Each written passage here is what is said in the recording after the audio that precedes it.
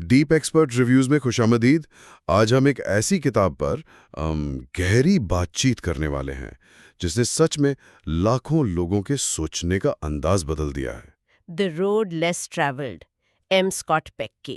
جی، اور یہ کوئی نئی کتاب نہیں ہے، مطلب کئی دہائیاں پہلے لکھی گئی تھی، لیکن آج بھی اس کی باتیں اتنی ہی تازہ ہیں، اتنی ریلیونٹ ہے، اور شاید چونکا دینے والی بھی ہیں۔ ہاں، چونکا دینے والی تو ہیں، کیونکہ پیک جو خود ایک ماہر نفسیات تھے، وہ کوئی شارٹ کٹس نہیں بتاتے، کوئی 5 آسان سٹیپس والی بات نہیں ہے۔ صحیح۔ وہ تو روحانی اور ذہنی ترقی کو ایک ہی چیز کہتے ہیں، اور صاف صاف کہتے ہیں کہ یہ راستہ آسان نہیں ہے، یہ محنت کا، ہمت کا اور ہاں، تکلیف کا راستہ ہے۔ بالکل، اور اسی سفر پر نکلنے سے پہلے ایک چھوٹا سا نوٹ۔ یہ آڈیوز مصنوعی ذہانت یعنی AI سے تیار کی گئی ہیں، تو ہو سکتا ہے کہ تلفظ یا لہجے میں کوئی کمی بیشی رہ جائے۔ ہمارا مقصد صرف اس علم کو زیادہ سے زیادہ لوگوں تک پہنچانا ہے۔ تو آئیے شروع کرتے ہیں۔ پک اپنی کتاب کا آغاز ایک بہت ہی سادہ لیکن بہت ہی گہرے جملے سے کرتے ہیں۔ زندگی مشکل ہے۔ بس صرف یہ 3 لفظ، اور یہیں سے سارا فلسفہ شروع ہوتا ہے۔ اور یہ ایک بنیاد ہے۔ پک کا ماننا ہے کہ ہماری جو زیادہ تر پریشانیاں ہیں، غصہ ہے، مایوسی ہے، اچھا، وہ اس لیے ہے کہ ہم دل سے یہ مانتے ہی نہیں کہ زندگی مشکل ہے۔ ہم سمجھتے ہیں کہ اسے آسان ہونا چاہیے، اور جب بھی کوئی مسئلہ آتا ہے نا، تو ہمیں لگتا ہے کہ ہمارے ساتھ کوئی ناانصافی ہو گئی ہے۔ یہ تو بہت دلچسپ ہے۔ یعنی مسئلہ خود مشکل میں نہیں ہے، بلکہ مشکل کے بارے میں ہماری جو ایکسپیکٹیشنز ہیں ان میں ہے۔ بالکل۔ لیکن پیک یہ بھی کہتے ہیں کہ جس لمحے ہم اس سچائی کو قبول کر لیتے ہیں کہ زندگی مشکل ہے، اسی لمحے وہ مشکل نہیں رہتی۔ یہ بات سمجھنا تھوڑا… دیکھیے، اسے ایک مثال سے سمجھتے ہیں۔ جب آپ کو پتا ہو کہ بارش ہونے والی ہے، تو آپ بھیگنے پر حیران تو نہیں ہوتے نا؟ نہیں، بالکل نہیں۔ چھتری لے کر نکلوں گا۔ بالکل، آپ تیار ہوتے ہیں۔ پیک یہی کہہ رہے ہیں، جب آپ مان لیتے ہیں کہ زندگی میں مسائل آئیں گے ہی آئیں گے، تو آپ ہر مسئلے پر شور مچانے یا قسمت کو کوسنے کے بجائے اپنی توانائی اسے حل کرنے پر لگاتے ہیں۔ جی، آپ اسے ایک پرسنل اٹیک کے طور پر نہیں دیکھتے، بلکہ زندگی کے ایک معمول کے حصے کے طور پر دیکھتے ہیں۔ تو آج کل جو یہ صرف مثبت سوچیں یا گڈ وائبز اونلی کا ایک کلچر ہے، پیک اس کے بالکل خلاف بات کر رہے ہیں۔ بالکل خلاف۔ وہ کہہ رہے ہیں کہ مسائل کو نظر انداز مت کرو، انہیں گلے لگاؤ، کیونکہ ان کو حل کرنے میں ہی اصل ترقی ہے۔ صحیح، ہاں۔ ان کا ایک کال ہے جو یہاں بالکل فٹ بیٹھتا ہے۔ نیوروسس ہمیشہ جائز تکلیف کا متبادل ہوتا ہے۔ یہ تھوڑا سمجھائیں، جائز تکلیف کا متبادل؟ یعنی جب ہم کسی مسئلے کو حل کرنے کی جو اصل جائز تکلیف ہوتی ہے اس سے بھاگتے ہیں، تو ہم اپنے لیے ایک زیادہ پیچیدہ اور تکلیف دہ ذہنی بیماری یعنی نیوروسس پیدا کر لیتے ہیں۔ اچھا، تو ہم ایک چھوٹی مشکل سے بھاگ کر ایک زیادہ بڑی مشکل میں پھنس جاتے ہیں۔ بالکل۔ ٹھیک ہے، تو اگر ہمیں ان مسائل اور تکلیف کا سامنا کرنا ہی ہے تو ہمارے پاس اوزار کیا ہے؟ کیا پیکج کا کوئی حل بتاتے ہیں؟ جی بالکل، اور اسی کو وہ نظم و ضبط یا ڈسپلن کہتے ہیں۔ اور یہ کوئی سزا نہیں ہے، بلکہ مسائل سے نمٹنے کے لیے 4 طاقتور اوزاروں کا ایک سیٹ ہے۔ 4 اوزار؟ پہلا ہے تسکین میں تاخیر، یعنی فوری مزے کو ٹالنا۔ دوسرا، ذمہ داری قبول کرنا۔ تیسرا، سچائی سے لگن۔ اور چوتھا، جو ان سب کو جوڑتا ہے، وہ ہے توازن۔ چلیں پہلے اوزار سے شروع کرتے ہیں۔ تسکین میں تاخیر۔ یہ سننے میں تو کافی سیدھا سادہ لگتا ہے کہ بھائی آج کا کام کل پر مت چھوڑو۔ لیکن پیک نے ایک فائنینشیل اینالسٹ کی مثال دی ہے جو کیک کی کریم پہلے کھاتی تھی۔ یہ چھوٹی سی عادت اس کی زندگی کی بڑی ناکامیوں سے کیسے جڑی تھی؟ وہ مثال کمال کی ہے۔ وہ خاتون اپنے کام میں جو سب سے مزیدار اور آسان حصہ ہوتا تھا نا، اچھا، وہ دن کے شروع میں ہی کر لیتی تھی اور سارے مشکل بورنگ کام آخر کے لیے چھوڑ دیتی تھی۔ تو نتیجہ یہ کہ 1 گھنٹے کے مزے کے بعد باقی سارا دن اس کے سر پر ایک بوجھ، ایک ٹینشن کی طرح سوار رہتا تھا۔ پیک کہتے ہیں کہ نظم و ضبط کا اصول اس کے بالکل الٹ ہے۔ یعنی پہلے مشکل کام، پہلے تکلیف کا سامنا کرو، پہلے مشکل کام نمٹاؤ، تاکہ بعد کا وقت سکون اور حقیقی خوشی میں گزرے۔ وہ اسے زندگی گزارنے کا واحد مہذب طریقہ کہتے ہیں۔ لیکن یہ صلاحیت آتی کہاں سے؟ कुछ लोग तो कुदरती तौर पर ऐसा कर लेते हैं और कुछ सारी जिंदगी जिद्दोजहद करते रहते हैं। जी, और यहाँ वो एक बहुत ही गहरी बात करते हैं जो नज़्म ज़ब्त को मोहब्बत से जोड़ती है। मोहब्बत से? जी, वो कहते हैं कि बच्चों में खुद इंज़िबाती पैदा होने की सबसे बड़ी वजह ये है कि उन्हें वालिदैन से मोहब्बत मिलती है। मोहब्बत और नज़्म-ओ-ज़ब्त, ये जोड़ थोड़ा गैर मुतवक्के है। आमतौर पर तो मोहब्बत को नरमी से और नज़्म-ओ-ज़ब्त को सख्ती से जोड़ा जाता है। मैक इसको बहुत खूबसूरती से वाज़े करते हैं। देखें, आप सिर्फ उसी चीज़ की परवाह करते हैं और उसे वक्त देते हैं जिससे आप मोहब्बत करते हैं। सही। जैसे कोई बागबान अपने गुलाब के पौधे की काट-छांट में घंटों गुजारता है, क्या वो घास फूस के साथ भी ऐसा करेगा? नहीं, बिल्कुल नहीं। तो जब वालिदैन अपने बच्चे को वक्त देते हैं, उसकी बातें सुनते हैं, उसकी गलतियों पर नरमी से उसे समझाते हैं, तो वो दरअसल बच्चे को ये पैगाम दे रहे होते हैं कि तुम हमारे लिए कीमती हो, तुम इस मेहनत के काबिल हो। बिल्कुल। और जब बच्चे के अंदर ये एहसास बैठ जाता है ना कि मैं कीमती हूँ, तो वो खुद अपनी कदर करना और अपनी देखभाल करना सीखता है। और अपनी देखभाल करने का नाम ही खुद इंज़िबाती है। वाह, जी, ये तो बहुत ही ताकतवर ख्याल है। और यहीं से शायद दूसरे औजार का रास्ता भी निकलता है, यानी जिम्मेदारी कबूल करना। अगर आप खुद को अहम समझते हैं तो आप अपनी जिंदगी के मसाइल की जिम्मेदारी भी लेंगे। बिल्कुल, ये सब आपस में जुड़ा हुआ है। पैक कहते हैं कि आप किसी मसले को तब तक हल कर ही नहीं सकते जब तक आप ये तस्लीम ना करें कि ये मसला मेरा है और इसे हल करना भी मेरी ही जिम्मेदारी है। जी। वो यहाँ दो तरह के लोगों का जिक्र करते हैं। एक न्यूरोटिक, जो हर उस चीज की भी जिम्मेदारी ले लेते हैं जो उनके कंट्रोल में ही नहीं होती। अच्छा। और दूसरे कैरेक्टर डिसऑर्डर वाले, जो किसी भी चीज की जिम्मेदारी नहीं लेते और हमेशा दुनिया को, हालात को या दूसरे लोगों को इल्जाम देते हैं। जैसे ओकिनावा में तैनात वो फौजी सार्जेंट जो अपनी शराब नोशी का जिम्मेदार जजीरे के बोरिंग होने को ठहराता था। जी बिल्कुल, वो कह रहा था कि यहाँ पीने के अलावा है ही क्या।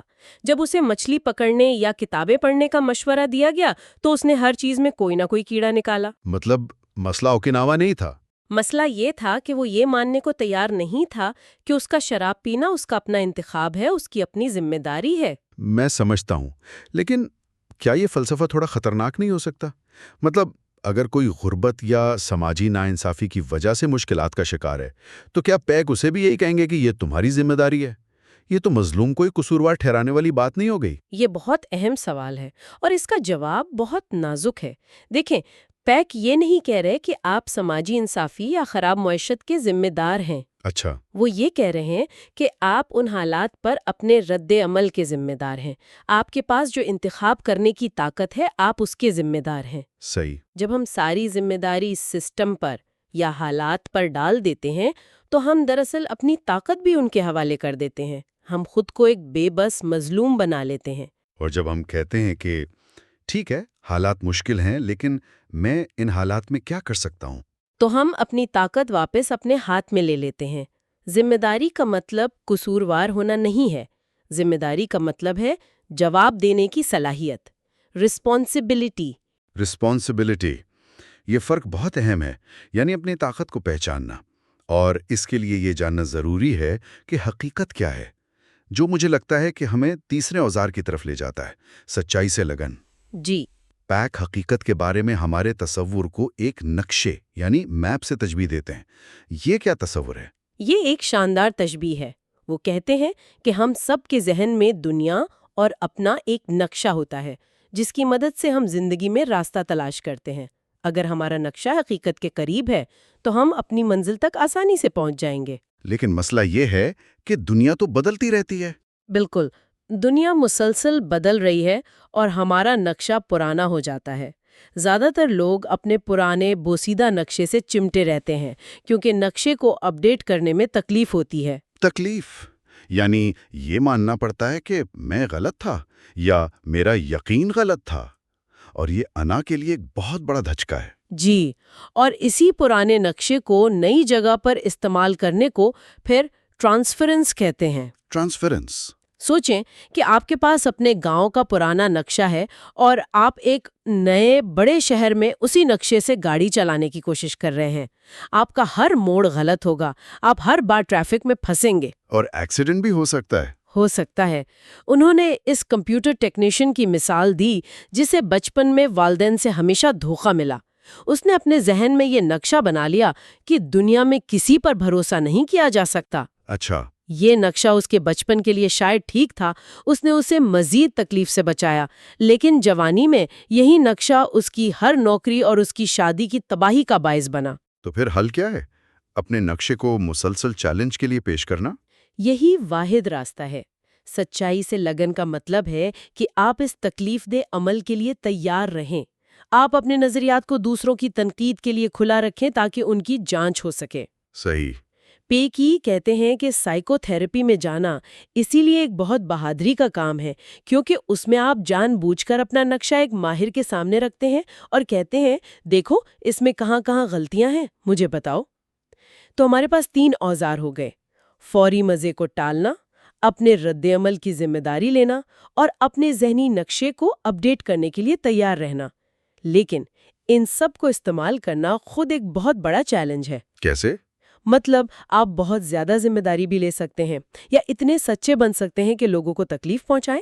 ان میں توازن کیسے پیدا کیا جائے؟ آپ نے بالکل صحیح نبض پکڑی ہے، اور یہی ہمیں چوتھے اور سب سے مشکل اوزار کی طرف لاتا ہے، جو ہے توازن، بیلنسنگ۔ اچھا، یہ وہ ماسٹر سکل ہے جو باقی تینوں کو صحیح طریقے سے استعمال کرنا سکھاتی ہے۔ نظم و ضبط کا مطلب ہر وقت سخت رہنا یا ہر خوشی کو قربان کر دینا نہیں ہے۔ تو پھر کیا ہے؟ توازن کا مطلب ہے یہ جاننا کہ کب سختی کرنی ہے اور کب نرمی، کب غصے کا اظہار کرنا ہے اور کب اسے پی جانا ہے، کب ہاں کہنا ہے اور کب نہیں۔ اس کی کوئی مثال دے سکتی ہیں؟ یقیناً، غصے کو ہی لے لیں۔ ایک بے ضبط شخص یا تو ہر وقت غصے میں پھٹتا رہے گا یا پھر اپنا سارا غصہ اندر ہی اندر دباتا رہے گا۔ دونوں ہی صورتیں نقصان دہ ہیں۔ صحیح۔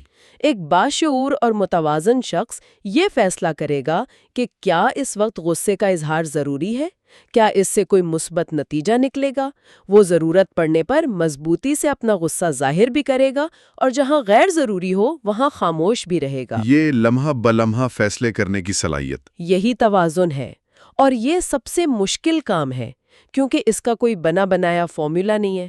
تو اگر میں آج کی گفتگو کو سمیٹنے کی کوشش کروں تو پیک کا پیغام یہ ہے کہ زندگی کی مشکلات سے بھاگنا بے وقوفی ہے، کیونکہ یہی مشکلات ہمیں بڑا بناتی ہیں۔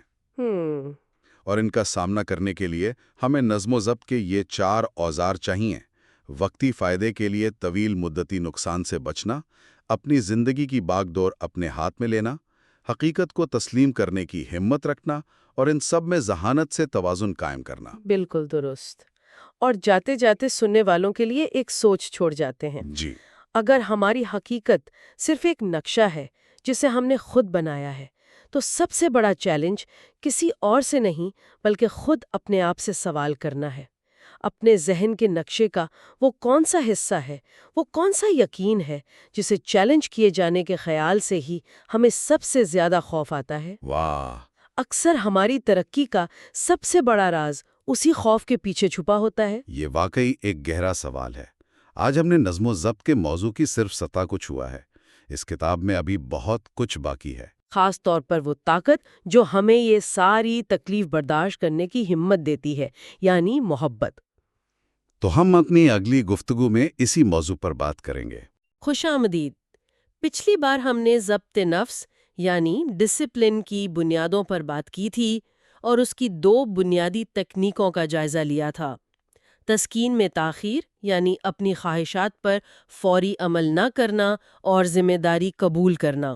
جی، اور یہ دونوں خودی کی نشوونما کے پہلے قدم ہیں۔ لیکن آج ہم اس سے بھی گہری اور شاید زیادہ مشکل منزلوں کی طرف بڑھ رہے ہیں۔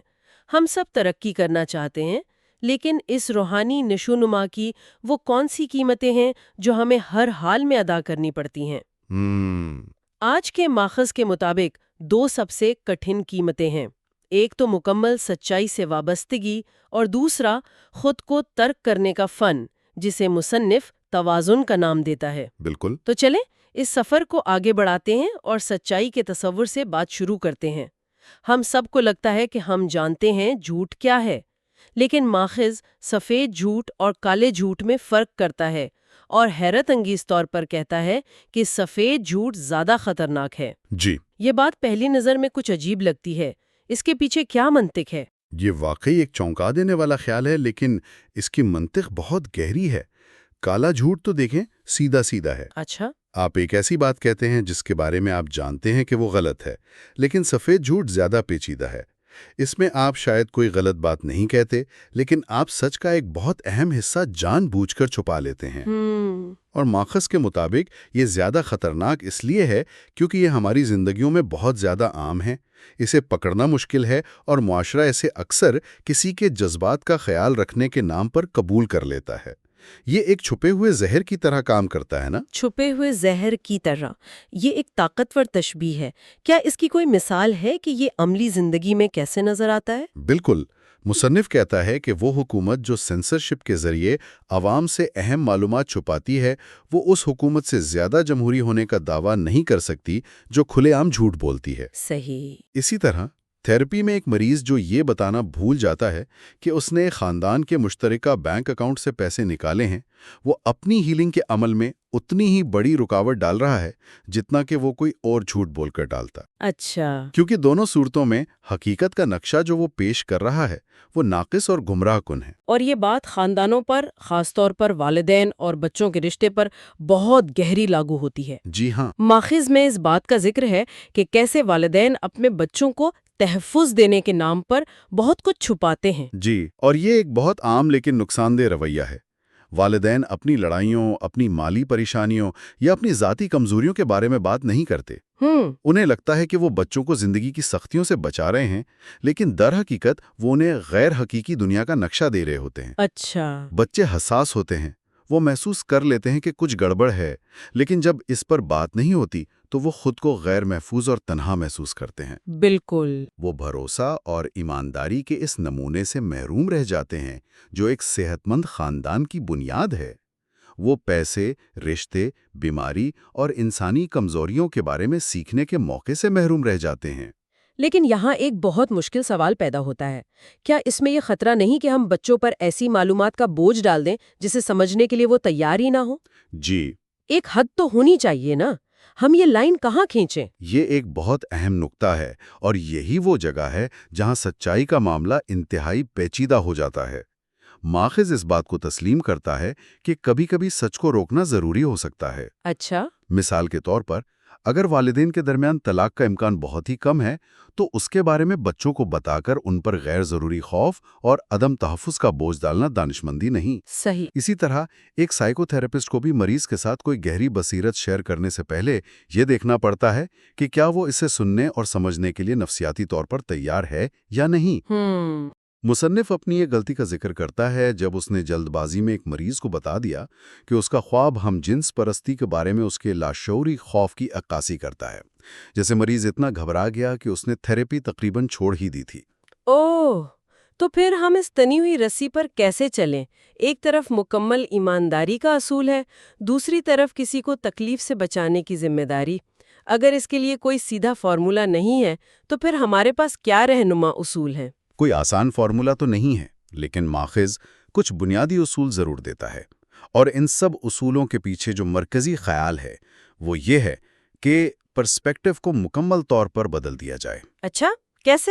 سچ کو روکنے کا فیصلہ کبھی بھی اپنی ذات کے تحفظ کے لیے نہیں ہونا چاہیے، یعنی اپنے آرام، اپنی امیج یا اپنی طاقت بچانے کے لیے نہیں۔ ٹھیک ہے۔ یہ فیصلہ ہمیشہ خالصتاً اس دوسرے شخص کی بھلائی اور اس کی روحانی نشوونما کی صلاحیت کو مد نظر رکھ کر کیا جانا چاہیے۔ دوسرا، یہ سمجھیں کہ سچ کو روکنا ہمیشہ ایک بہت بڑا اخلاقی فیصلہ ہے، کوئی معمولی بات نہیں۔ درست۔ تیسرا، یہ فیصلہ دوسرے شخص کی ضروریات کی بنیاد پر ہونا چاہیے، ہماری اپنی نہیں۔ اور چوتھا اور سب سے اہم، اس فیصلے کے لیے گہری محبت اور ہمدردی کی ضرورت ہوتی ہے تاکہ ہم یہ اندازہ لگا سکیں کہ وہ شخص اس سچ کو اپنی نشوونما کے لیے استعمال کرنے کی کتنی صلاحیت رکھتا ہے۔ اور ماخذ یہ بھی کہتا ہے کہ ہم عموماً لوگوں کی اس صلاحیت کو بہت کم سمجھتے ہیں۔ یہ تو ایک بہت بڑا چیلنج ہے۔ بالکل۔ شاید اسی لیے زیادہ تر لوگ ایک محدود ایمانداری کی زندگی کا انتخاب کرتے ہیں۔ یہ راستہ آسان لگتا ہے۔ بالکل، یہ آسان راستہ ہے، لیکن مشکل راستے کے انعامات بھی اتنے ہی بڑے ہیں۔ जो लोग सच्चाई और खुलेपन के साथ जीते हैं उनकी दुनिया के बारे में नक्शे मुसलसल बेहतर होते रहते हैं। वो गहरे और बामानी रिश्ते कायम कर पाते हैं, उन्हें कुछ छुपाने के लिए तवानाई ज़ाया नहीं करनी पड़ती, और बिलाखिर वो ये सीखते हैं कि ईमानदारी के लिए दरकार हिम्मत राजदारी के बोझ को उठाने के लिए दरकार तवानाई से कहीं कम होती है। ये सच्चाई वाला मामला तो वाकई एक तनी हुई रस्सी पर चलने जैसा है। एक तरफ मुकम्मल ईमानदारी का उसूल, दूसरी तरफ किसी को तकलीफ से बचाने की जिम्मेदारी। जी, इसमें सही कदम उठाने के लिए जो लचक चाहिए, मेरे ख्याल में वही हमारे आज के दूसरे मौजू यानी तवाज़न का मरकज है। आपने बिल्कुल सही जोड़ा। तवाज़ुन ही वो नज़्म ज़ब्त है जो हमें ये लचक देता है। मुसन्निफ गुस्से की मिसाल देता है। अच्छा, एक सेहतमंद जिंदगी के लिए हमें ये जानना ज़रूरी है कि गुस्से का इजहार कब करना है, कब नहीं करना, और उसे किस तरह जाहिर करना है, कभी ठंडे और मंतकी अंदाज में और कभी जोश खोशी और शिद्दत से। इसके लिए एक इंतहाई लचकदार निज़ाम की ज़रूरत है। कामयाब जिंदगी के लिए गैर मामूली लचक चाहिए। इसकी एक और मिसाल माखज़ में इस शीज़ोफ्रेनिक खातून की है जो इंतहाओं में जी रही थी। या तो वो हर किसी पर फौरन भरोसा कर लेती थीं या फिर किसी पर भी नहीं। जी हाँ, ये कितना ताकतवर ख्याल है कि हम अक्सर जिंदगी में इसी तरह स्याह और सफ़ेद में सोचते हैं, या तो सब कुछ या कुछ भी नहीं। जी, और इस खातून के लिए ये एक बहुत बड़ा इंकशाफ था जब उसने सीखा कि भरोसे के भी दर्जात होते हैं। दर्जात? कुछ लोगों को आप अपने घर के दरवाजे तक आने दे सकते हैं, कुछ को ड्राइंग रूम तक, और शायद चंद एक को अपने बेडरूम तक। वाह! इससे पहले वो या तो सबको अपने बेडरूम में घुसने देती थीं या किसी को अपने दरवाजे के करीब भी नहीं आने देती थी। यही तवाज़ुन है। सही। और इस तवाज़ुन का जौहर एक बहुत ही गहरे तसव्वुर में छुपा है। तर्क करना यानी गिविंग अप। तर्क करना, ये लफ्ज़ सुनकर तो जहन में नाकामी या हार मानने का ख्याल आता है, लेकिन यहाँ इसका क्या मतलब है? इसको समझाने के लिए मुसन्निफ अपनी 9 साल की उम्र का एक वाकया सुनाता है। वो साइकिल पर एक पहाड़ी से बहुत तेजी से नीचे आ रहा था और इस रफ्तार के लुत्फ और जोश को तर्क नहीं करना चाहता था। नतीजा ये हुआ कि वो वक्त पर मोड़ नहीं काट सका और गिरकर बुरी तरह जख्मी हो गया। ओह! इस दिन उसने एक बहुत बड़ा सबक सीखा। तवाज़ुन खोने का दर्द उस चीज को तर्क करने के दर्द से कहीं ज्यादा होता है जो तवाज़ुन बरकरार रखने के लिए जरूरी है। तो तर्क करना नाकामी नहीं है, बल्कि ये एक स्ट्रैटेजिक फैसला है कि किसी छोटी चीज को, जैसे रफ्तार का मजा, जाने दिया जाए ताकि किसी बड़ी चीज जैसे हिफाजत और कंट्रोल को बचाया जा सके। बिल्कुल। ये तो जिंदगी के हर पहलू पर लागू होता है। बिल्कुल। जिंदगी के सफर में आगे बढ़ने के लिए हमें मुसलसल अपने कुछ हिस्सों को तर्क करना पड़ता है। पुरानी आदत, पुराने नजरियात, पुराने रवैये और यहाँ तक के पुराने रिश्ते भी। ये अमल तकलीफदा होता है, एक छोटी सी मौत की तरह। और इसी दर्द से बचने के लिए बहुत से लोग अपनी नशो नुमा का सफर एक मकाम पर रोक देते हैं। वो जिंदगी के मोड़ काटने की बजाय एक ही जगह ठहर जाते हैं। जी। उसकी एक बहुत ही ज़ाती और तकलीफदेह मिसाल भी दी गई है जब मुसन्निफ अपनी बेटी के साथ शतरंज खेल रहा था। ये मिसाल सुनकर मुझे अपने तजुर्बात याद आ गए। ये कितना मुश्किल होता है ये तस्लीम करना कि आपकी कोई अच्छी खासियत, जैसे जीतने की लगन, किसी दूसरे रिश्ते में रुकावट बन रही है। ये एक बहुत ही तल्ख एहसास होता है। मुसन्निफ ने शाम का आगाज उस नियत से किया था कि वो अपनी बेटी के साथ एक खुशगवार वक्त गुजारेगा। ठीक है। लेकिन खेल के दौरान उसकी जीतने की शदीद ख्वाहिश उसके बाप होने की ख्वाहिश पर हावी हो गई। उसने अपनी बेटी को ऐसी मुश्किल चालों में फंसाया कि वो बेबस होकर रोने लगी। ओह! इस लम्हे मुसन्निफ को एहसास हुआ कि शाम का मकसद तो हार गया, भले ही वो शतरंज जीत जाता। उसे ये समझना पड़ा कि जीतने की जो ख्वाहिश बचपन में उसके लिए मुफीद थी, अब एक बाप के तौर पर उसके रास्ते में रुकावट बन रही थी। तो उसे अपनी इस जीतने की शदीद ख्वाहिश को तर्क करना था? बिल्कुल, उस रिश्ते की खातिर। और माखज़ इस तर्क करने के दर्द को अफसुर्दगी यानी डिप्रेशन से जोड़ता है। ये एक बहुत बड़ा और मुतनाज़ा ख्याल है। क्या इसका मतलब ये है कि अफसुर्दगी सेहतमंद हो सकती है? ये बात सुनने में खतरनाक लगती है। ये एक बहुत नाजुक नुक्ता है और इसमें और क्लिनिकल डिप्रेशन में फ़र्क वाज़े करना बहुत ज़रूरी है।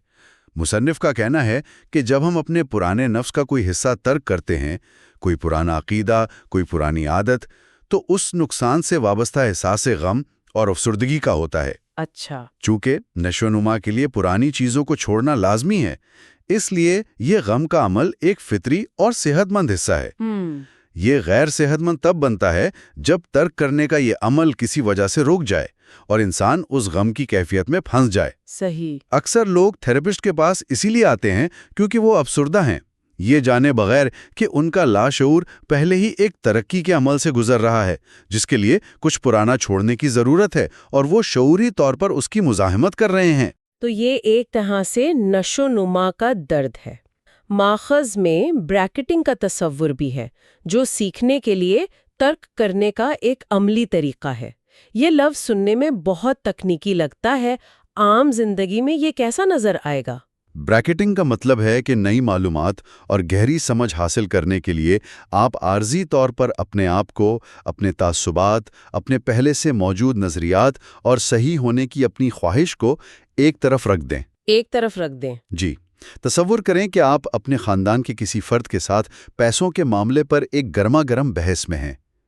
ब्रैकेटिंग का मतलब है कि आप शऊरी तौर पर खुद से कहें, अगले 10 मिनट के लिए मैं अपनी दलील, अपनी कहानी और अपने सही होने के एहसास को एक ब्रैकेट में बंद कर रहा हूं। अच्छा। मेरा वाहिद मकसद सिर्फ ये समझना है कि दूसरे शख्स का खौफ और उसका नुक्ता नज़र क्या है, बगैर अपने जवाब की तैयारी के। ये तो बहुत मुश्किल है। ये तकरीबन एक गैर मामूली किस्म का ज़ब्ते नफ्स है, लेकिन हकीकी ताल्लुक और समझबूझ यहीं से पैदा होती है। उससे कहीं ज्यादा हासिल होता है। जी, ज़ब्ते नफ्स खुद को महदूद करने का नहीं, बल्कि खुद को वुसअत देने का अमल है। बिल्कुल। पुराने की मौत ही नए की पैदाइश है। मुसन्निफ यहाँ टी.एस. एलीट की एक नज़्म जर्नी ऑफ द मजाए का हवाला देता है, अच्छा।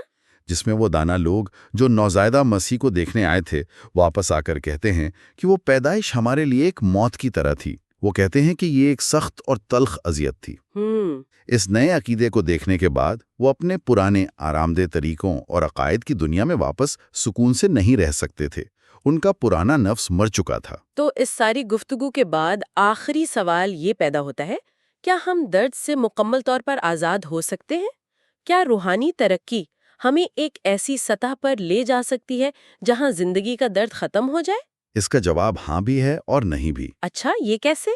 हाँ, इसलिए कि जब मुसीबत को पूरी तरह कबूल कर लिया जाए तो वो एक तरह से मुसीबत नहीं रहती। रूहानी तौर पर तरक्की याफ्ता लोग अक्सर बहुत मोहब्बत करने वाले और खुश मिजाज होते हैं। वो उन छोटी छोटी बातों पर परेशान नहीं होते जो एक आम इंसान के लिए बहुत तकलीफदेह हो सकती हैं।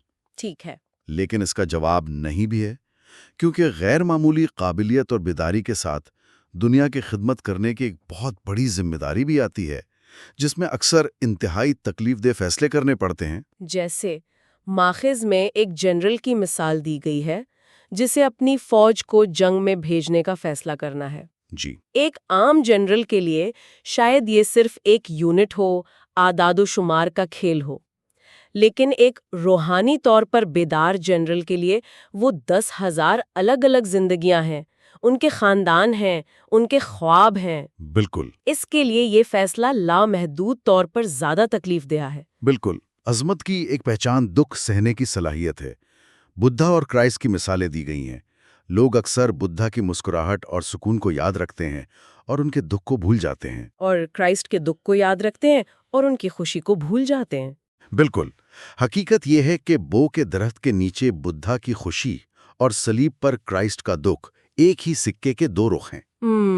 वो दोनों इंसानों की तकलीफ को गहराई से महसूस करने की गैर मामूली सलाहियत रखते थे। लिहाजा अगर किसी का मकसद सिर्फ दर्द से बचना है तो रूहानी तरक्की का रास्ता उसके लिए नहीं है। तो उसका मतलब ये नहीं कि हम दुख की तलाश करें, बल्कि ये समझें कि एक बामानी जिंदगी गुजारने के लिए हमें खुशी और दर्द दोनों को कबूल करने की अपनी सलाहियत को बढ़ाना होगा। जी बिल्कुल। जब हम एक से बचने की कोशिश करते हैं तो हम लाशऊरी तौर पर दूसरे को महसूस करने की अपनी सलाहियत को भी कम कर देते हैं। सही कहा। تو ہم نے ضبط نفس کے 4 تکنیکوں کا جائزہ مکمل کیا۔ پچھلی بار ہم نے تسکین میں تاخیر اور ذمہ داری قبول کرنے پر بات کی، اور آج ہم نے سچائی سے وابستگی اور توازن پر غور کیا۔ جی، اور یہ سب آپس میں گہرائی سے جڑی ہوئی ہیں۔ بالکل۔ اور آخر میں ایک بہت اہم نکتہ جو مصنف نے بیان کیا ہے، آپ صرف وہی چیز ترک کر سکتے ہیں جو آپ کے پاس ہو۔ اچھا۔ آپ انا کو کھونے سے پہلے اسے بنانا پڑتا ہے۔ آپ جیتنے کا احساس ترک کرنے سے پہلے جیتنا سیکھنا پڑتا ہے۔ روحانیت کا کوئی شارٹ کٹ نہیں ہے۔ بہت سے لوگ بزرگوں کی سادگی کی نقل کرنے کی کوشش کرتے ہیں، لیکن وہ اس تکلیف دہ عمل سے نہیں گزرتے جو انہیں وہاں تک پہنچانے کے لیے ضروری ہے۔ اور ماخذ کے مطابق اس سارے ضبط نفس، اس ساری محنت اور تکلیف کے لیے جو توانائی درکار ہے، وہ صرف ایک ہی جگہ سے آتی ہے: محبت۔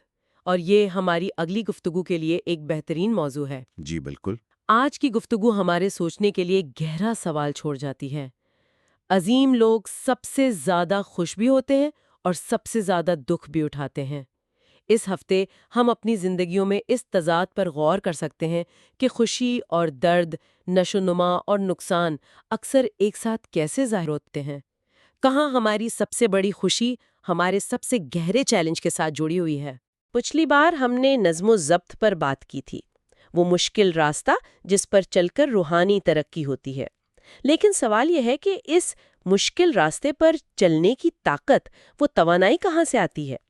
ماخذ کہتا ہے کہ اس کا جواب ایک لفظ میں ہے: محبت۔ مگر مسئلہ یہ ہے کہ محبت شاید کائنات کا سب سے زیادہ غلط سمجھا جانے والا تصور ہے۔ بالکل، محبت کو بیان کرنا ایسا ہی ہے جیسے ہوا کو مٹھی میں پکڑنے کی کوشش کرنا۔ لیکن ہمارے ماخذ میں اس کی ایک بہت ہی طاقتور اور آپ کہہ سکتے ہیں عملی تعریف دی گئی ہے، اور وہ یہ ہے: اپنی یا کسی دوسرے کی روحانی نشو و نما کی پرورش کے مقصد سے اپنی ذات کو وسعت دینے کا ارادہ۔ یہ تھوڑی پیچیدہ لگتی ہے، لیکن اس میں ایک ایک لفظ بہت اہم ہے۔ تو آج ساری بات اسی تعریف کے ارد گرد گھومے گی۔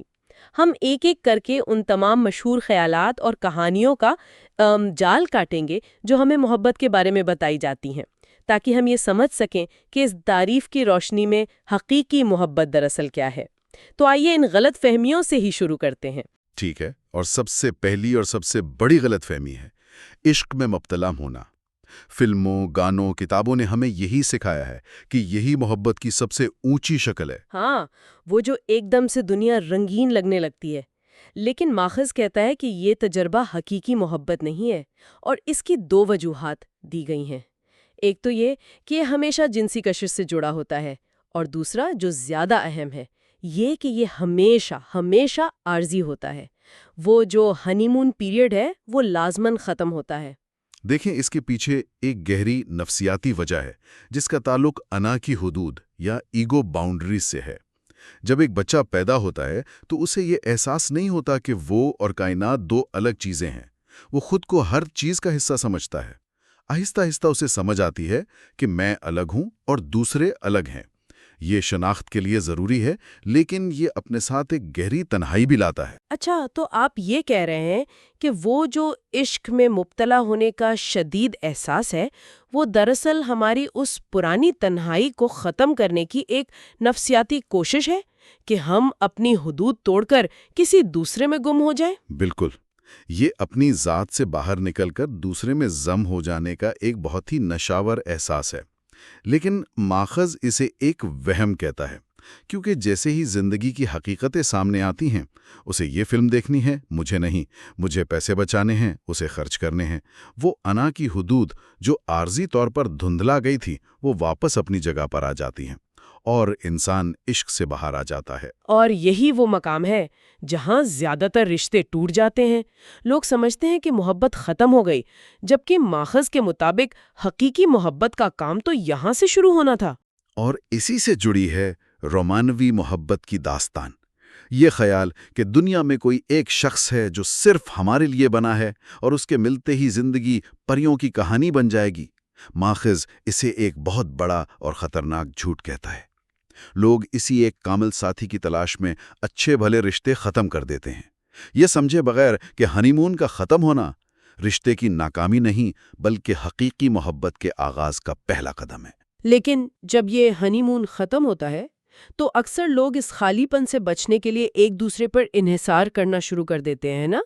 وہ جو ایک عام جملہ ہے، میں تمہارے بغیر جی نہیں سکتا، ماخذ کے مطابق یہ محبت نہیں بلکہ کچھ اور ہی ہے۔ جی، ماخذ اسے محبت نہیں بلکہ ایک طرح کا طفیلی پن یا پیراسٹزم کہتا ہے۔ جب آپ کو اپنی خوشی، اپنی بقا، حتیٰ کہ اپنی شناخت کے لیے کسی دوسرے شخص کی ضرورت ہو تو یہ محبت نہیں، یہ ضرورت ہے۔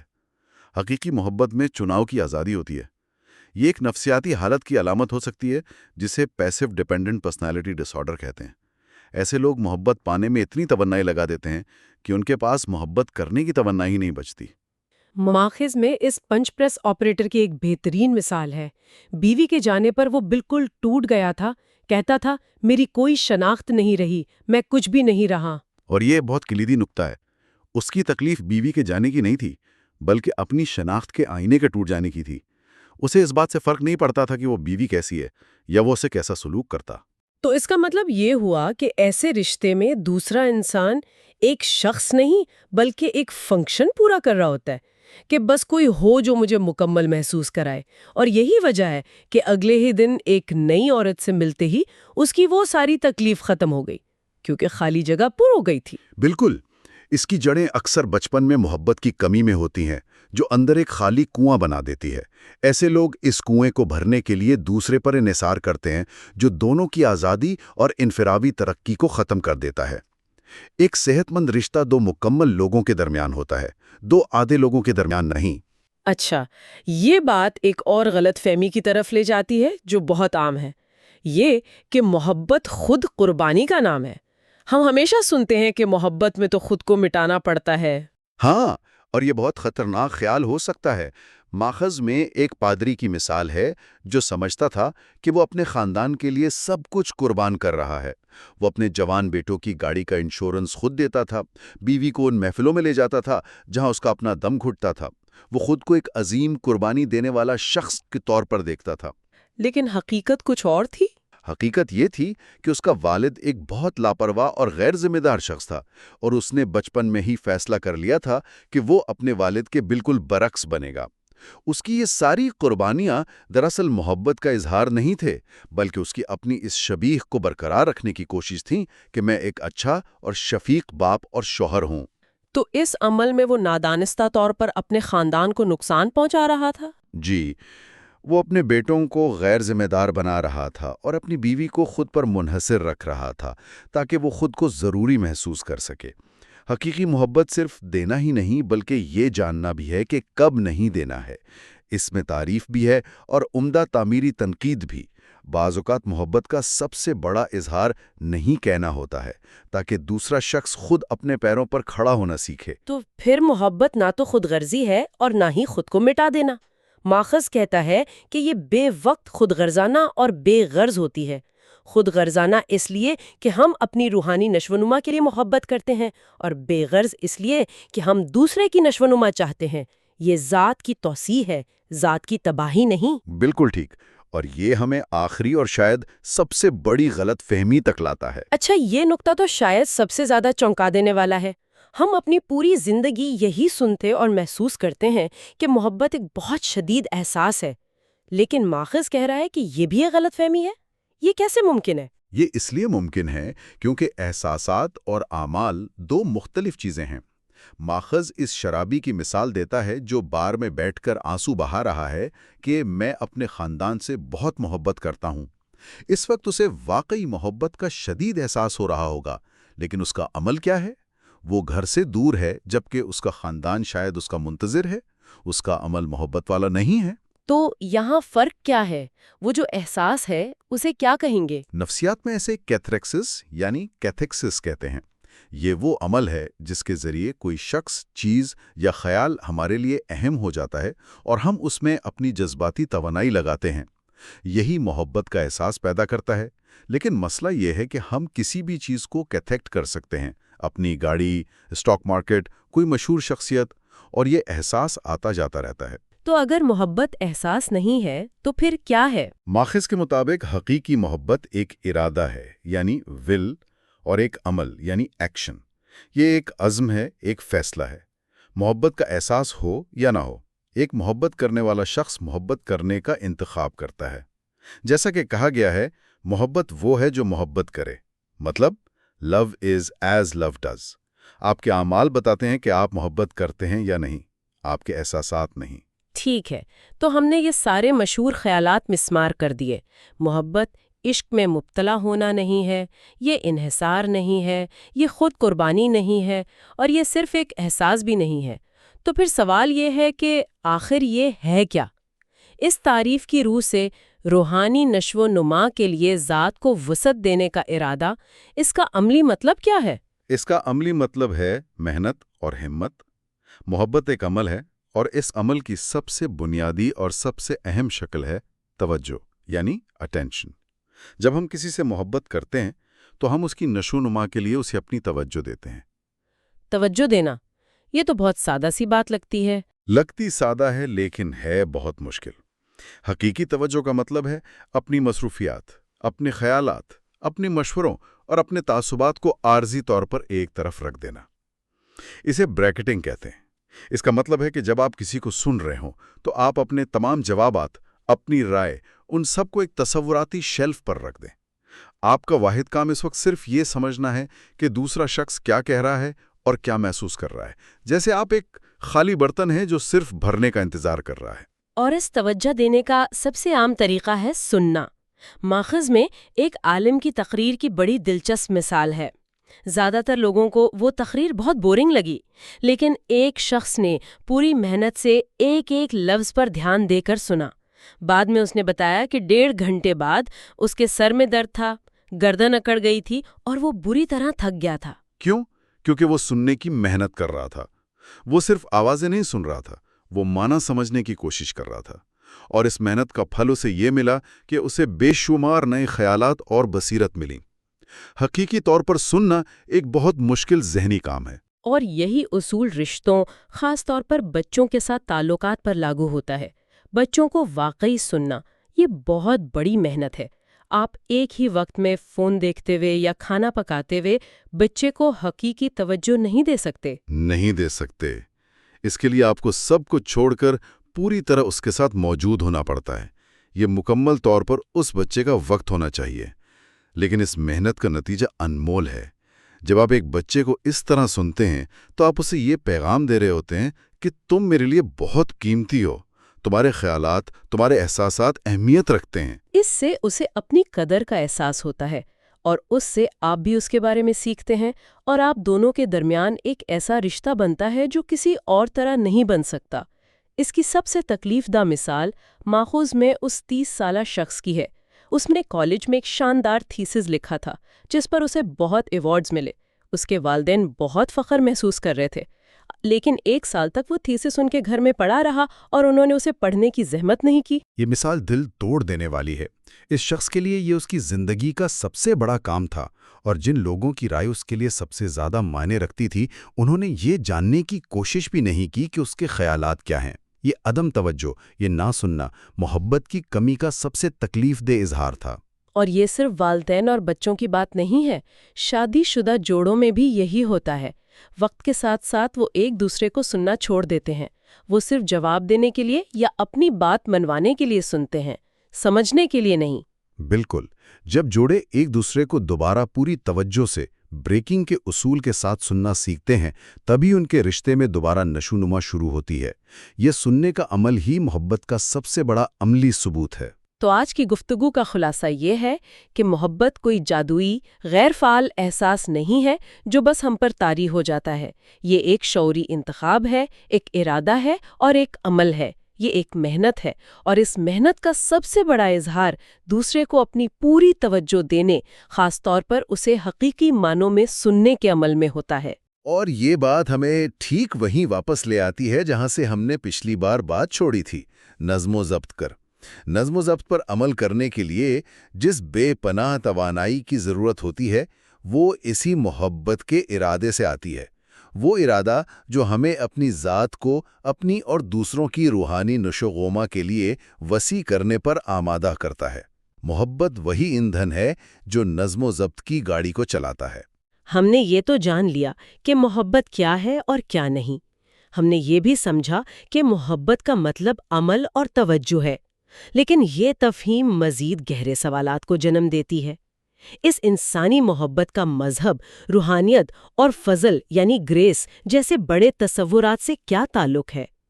کیا حقیقی محبت صرف انسانی کوشش سے ممکن ہے، یا اس میں کوئی ماورائی قوت بھی شامل ہوتی ہے؟ اپنی اگلی گفتگو میں ہم اسی موضوع کو آگے بڑھائیں گے اور محبت کے اس تصور کو وسیع روحانی کائنات کے تناظر میں سمجھنے کی کوشش کریں گے۔ پچھلی بار جب ہم نے بات کی تھی تو ہم نے محبت کی ایک بہت ہی طاقتور تعریف پر بات ختم کی تھی۔ جی، کہ محبت اپنی اور دوسروں کی روحانی نشوونما کے لیے خود کو پھیلانے کا ارادہ ہے۔ بالکل، لیکن ایک تعریف تو صرف منزل بتاتی ہے نا، راستہ نہیں۔ صحیح، اور آج ہم اسی راستے کا جائزہ لیں گے، اور ہمارے ذرائع کے مطابق یہ راستہ یہ خطرات سے بھرا ہوا ہے۔ اچھا۔ دیکھیں، خود کو پھیلانا سننے میں بہت اچھا لگتا ہے، لیکن اس کا اصل مطلب ہے اپنے آرام دہ دائرے سے باہر نکلنا، نامعلوم میں قدم رکھنا۔ بالکل، اور یہ خوفناک ہوتا ہے۔ تو ایک طرح سے محبت کا دوسرا نام ہمت ہے۔ آج ہم محبت کے سفر میں آنے والے انہی خطرات پر بات کریں گے۔ یہ تو بہت ہی دلچسپ زاویہ ہے کہ محبت کا تعلق جذبات سے زیادہ ہمت سے ہے، یعنی محبت کرنے کے لیے بہادر ہونا پڑتا ہے۔ جی بالکل۔ تو پھر آئیے سفر کو شروع کرتے ہیں۔ سب سے پہلا خطرہ کون سا ہے؟ سب سے پہلا اور سب سے بنیادی خطرہ ہے نقصان کا خطرہ۔ نقصان کا خطرہ۔ جی، کسی بھی چیز سے محبت کرنے کا مطلب ہی یہ ہے کہ آپ اس سے کھونے کے امکان کو قبول کر رہے ہیں۔ اس کو سمجھانے کے لیے ایک 40 سالہ خاتون کی کہانی بہت اہم ہے۔ اچھا، بتائیے۔ وہ ایک ایسی زندگی گزار رہی تھیں جو بظاہر مکمل طور پر محفوظ تھی، لیکن اندر سے بالکل خالی۔ محفوظ لیکن خالی؟ کس طرح؟ مطلب کیا کرتی تھی وہ؟ وہ ایک بڑی کمپنی میں ٹائپسٹ تھیں، دفتر میں کسی سے زیادہ بات نہیں کرتی، لنچ بھی اپنی میز پر اکیلے کرتی، کام کے بعد سیدھا گھر، اتوار کو چرچ جاتی لیکن دعا ختم ہوتے ہی فوراً نکل جاتی تاکہ کسی سے ملنا نہ پڑے۔ یعنی کوئی دوست نہیں، کوئی تعلق نہیں؟ نہ کوئی دوست، نہ کوئی پالتو جانور، کسی بھی قسم کا جذباتی لگاؤ نہیں۔ لیکن ایسا کیوں؟ کیونکہ 8 سال پہلے ان کا ایک پالتو کتا مر گیا تھا جس سے انہیں بہت زیادہ محبت تھی۔ اس نقصان کا درد اتنا شدید تھا کہ انہوں نے فیصلہ کر لیا کہ وہ آئندہ کبھی کسی چیز سے اتنی محبت نہیں کریں گی کہ اسے کھونے کا درد سہنا پڑے۔ تو انہوں نے درد سے بچنے کے لیے محبت کا دروازہ ہی بند کر دیا۔ بالکل، اور محبت کے ساتھ ساتھ زندگی کے تمام بامانی تجربات کا بھی۔ یہ بہت دکھ کی بات ہے۔ یہ تو درد سے بچنے کی بہت بڑی قیمت ادا کی انہوں نے، اپنی پوری زندگی کی خوشیوں سے۔ یہی محبت کا سب سے بڑا تضاد ہے نا، ایک بھرپور زندگی جینے کی قیمت درد اور نقصان کو قبول کرنا ہے۔ یعنی اگر ہم اس حقیقت سے منہ موڑتے ہیں تو ہم زندگی سے ہی منہ موڑ لیتے ہیں۔ صحیح، جب ہم یہ مان لیتے ہیں کہ موت ہر لمحہ ہمارے ساتھ ہے تو یہی احساس ہمیں اپنی زندگی کا بہترین استعمال کرنے کی ترغیب دیتا ہے۔ اس حقیقت کو جھٹلانا، جیسا اس خاتون نے کیا، اصل میں زندگی کو جھٹلانا ہے۔ ٹھیک ہے، تو پہلا قدم یہ ہے کہ ہم نقصان کے خوف کا سامنا کریں، لیکن اس کے بعد جو خطرہ آتا ہے، ذرائع کے مطابق وہ شاید اس سے بھی بڑا ہے۔ اسے بڑا ہونا کہا گیا ہے۔ جی، نفسیاتی طور پر خود مختار بننا۔ اس کا کیا مطلب ہے؟ یہ بچپن کی محفوظ دنیا سے نکل کر جوانی کی غیر یقینی دنیا میں چھلانگ لگانے کا نام ہے۔ یہ وہ قدم ہے جو بہت سے لوگ وہ کبھی نہیں اٹھاتے۔ اچھا، مصنف اس کو سمجھانے کے لیے اپنی ذاتی کہانی بتاتے ہیں۔ 15 سال کی عمر میں وہ امریکہ کے ایک بہت ہی نامور بورڈنگ اسکول میں پڑھتے تھے۔ یعنی ایک ایسا ادارہ جہاں سے پڑھنا ایک روشن اور محفوظ مستقبل کی ضمانت سمجھا جاتا ہوگا۔ بالکل، لیکن وہ وہاں خوش نہیں تھے۔ انہیں لگتا تھا کہ وہ اس ماحول کا حصہ نہیں ہے اور ان کی زندگی بے معنی ہوتی جا رہی ہے۔ 2 سال کوشش کرنے کے بعد انہوں نے چھٹیوں میں گھر آ کر اپنے والدین کو بتایا کہ وہ واپس نہیں جائیں گے۔ 15 سال کی عمر میں اتنا بڑا فیصلہ، ان کے والدین کا رد عمل کیا تھا؟ وہ تو حیران رہ گئے۔ ان کے والد نے کہا، تم پاگل ہو گئے ہو، اتنی اچھی تعلیم کو ٹھکرا رہے ہو؟ اور جب انہوں نے پوچھا کہ وہ آگے کیا کریں گے تو ان کا جواب تھا، مجھے نہیں معلوم۔ مجھے نہیں معلوم۔ جی، اور یہی اصل چھلانگ تھی۔ وہ ایک طے شدہ محفوظ راستے کو چھوڑ کر ایک نامعلوم مستقبل کو گلے لگا رہے تھے۔ یہ خود سے محبت کا ایک عمل تھا۔ یہ بات مجھے بہت دلچسپ لگی کہ زندگی میں حقیقی تحفظ زندگی کی عدم تحفظ سے لطف اندوز ہونے میں ہے۔ یہ تو بظاہر ایک متضاد بات لگتی ہے۔ لیکن گہرائی میں یہی سچ ہے۔ حقیقی تحفظ کسی بینک اکاؤنٹ یا نوکری میں نہیں ہوتا، بلکہ اس یقین میں ہوتا ہے کہ آپ زندگی کے چیلنجز کا سامنا کر سکتے ہیں۔ جیسے وہ نوجوان لڑکا یا وہ بیوی جو اپنے کنٹرول کرنے والے شوہر کو چھوڑ دیتی ہے، یا وہ بزنس مین جو 40 سال کی عمر میں اپنا کیریئر بدل لیتا ہے۔ یہ سب لوگ ایک معلوم جہنم کو ایک نامعلوم جنت کے لیے چھوڑ رہے ہوتے ہیں۔ اور یہ ہمت خود سے محبت سے آتی ہے۔ بالکل۔ تو ایک بار جب کوئی شخص اپنے پیروں پر کھڑا ہونے کا خطرہ مول لے لیتا ہے تو اگلا چیلنج آتا ہے، کیا وہ کسی دوسرے کے ساتھ مضبوطی سے جڑنے کی ہمت رکھتا ہے؟ آپ نے بالکل صحیح جوڑا۔ یہ ہمیں وابستگی یعنی کمٹمنٹ کے خطرے کی طرف لے جاتا ہے۔ خود مختار ہونا پہلا قدم ہے، لیکن محبت کے لیے وابستگی بھی ضروری ہے۔ جی، اور یہ بھی ایک بہت بڑا خطرہ ہے، خاص طور پر ان لوگوں کے لیے جنہوں نے بچپن میں غیر مشروط محبت کا تجربہ نہ کیا ہو۔ اس کی بہترین مثال ریچل نامی ایک خاتون کی کہانی ہے۔ ریچل، جنہیں ان کی ماں نے کبھی یہ احساس نہیں دلایا کہ ان سے محبت کی جائے گی چاہے کچھ بھی ہو جائے۔ صحیح، ان کی ماں کا رویہ ایسا تھا جیسے ریچل ایک ملازم ہے جسے کسی بھی چھوٹی سی غلطی پر نوکری سے نکالا جا سکتا ہے۔ اوہ، یہ تو بہت سخت ہے۔ اس وجہ سے ریچل کے اندر یہ خوف بیٹھ گیا کہ اسے کبھی بھی چھوڑا جا سکتا ہے۔ اس کیفیت کو میں تمہیں چھوڑنے سے پہلے تمہیں چھوڑ دوں گی سنڈروم کہا گیا ہے۔ یعنی وہ کسی کے قریب آنے سے پہلے ہی اسے خود سے دور کر دیتی تھیں تاکہ بعد میں مسترد ہونے کے درد سے بچ سکیں۔ بالکل، وہ کسی بھی رشتے میں خود کو مکمل طور پر نہیں دے پاتی تھیں کیونکہ انہیں یقین تھا کہ آخر میں انہیں دھوکہ ہی ملے گا۔ پھر کیا ہوا؟ پھر سائیکو تھراپی میں ان کے معالج نے ان سے ایک غیر معمولی بات کہی۔ انہوں نے کہا، میں نے آپ سے ایک وابستگی کی ہے اور میں آپ کو کبھی نہیں چھوڑوں گا جب تک آپ خود یہ رشتہ ختم نہیں کرنا چاہیں گے۔ یہ تو بہت طاقتور بات ہے، ایک ایسا وعدہ جو شاید انہیں زندگی میں پہلی بار ملا تھا۔ جی، اور یہ ان کے لیے ایک انقلابی لمحہ تھا۔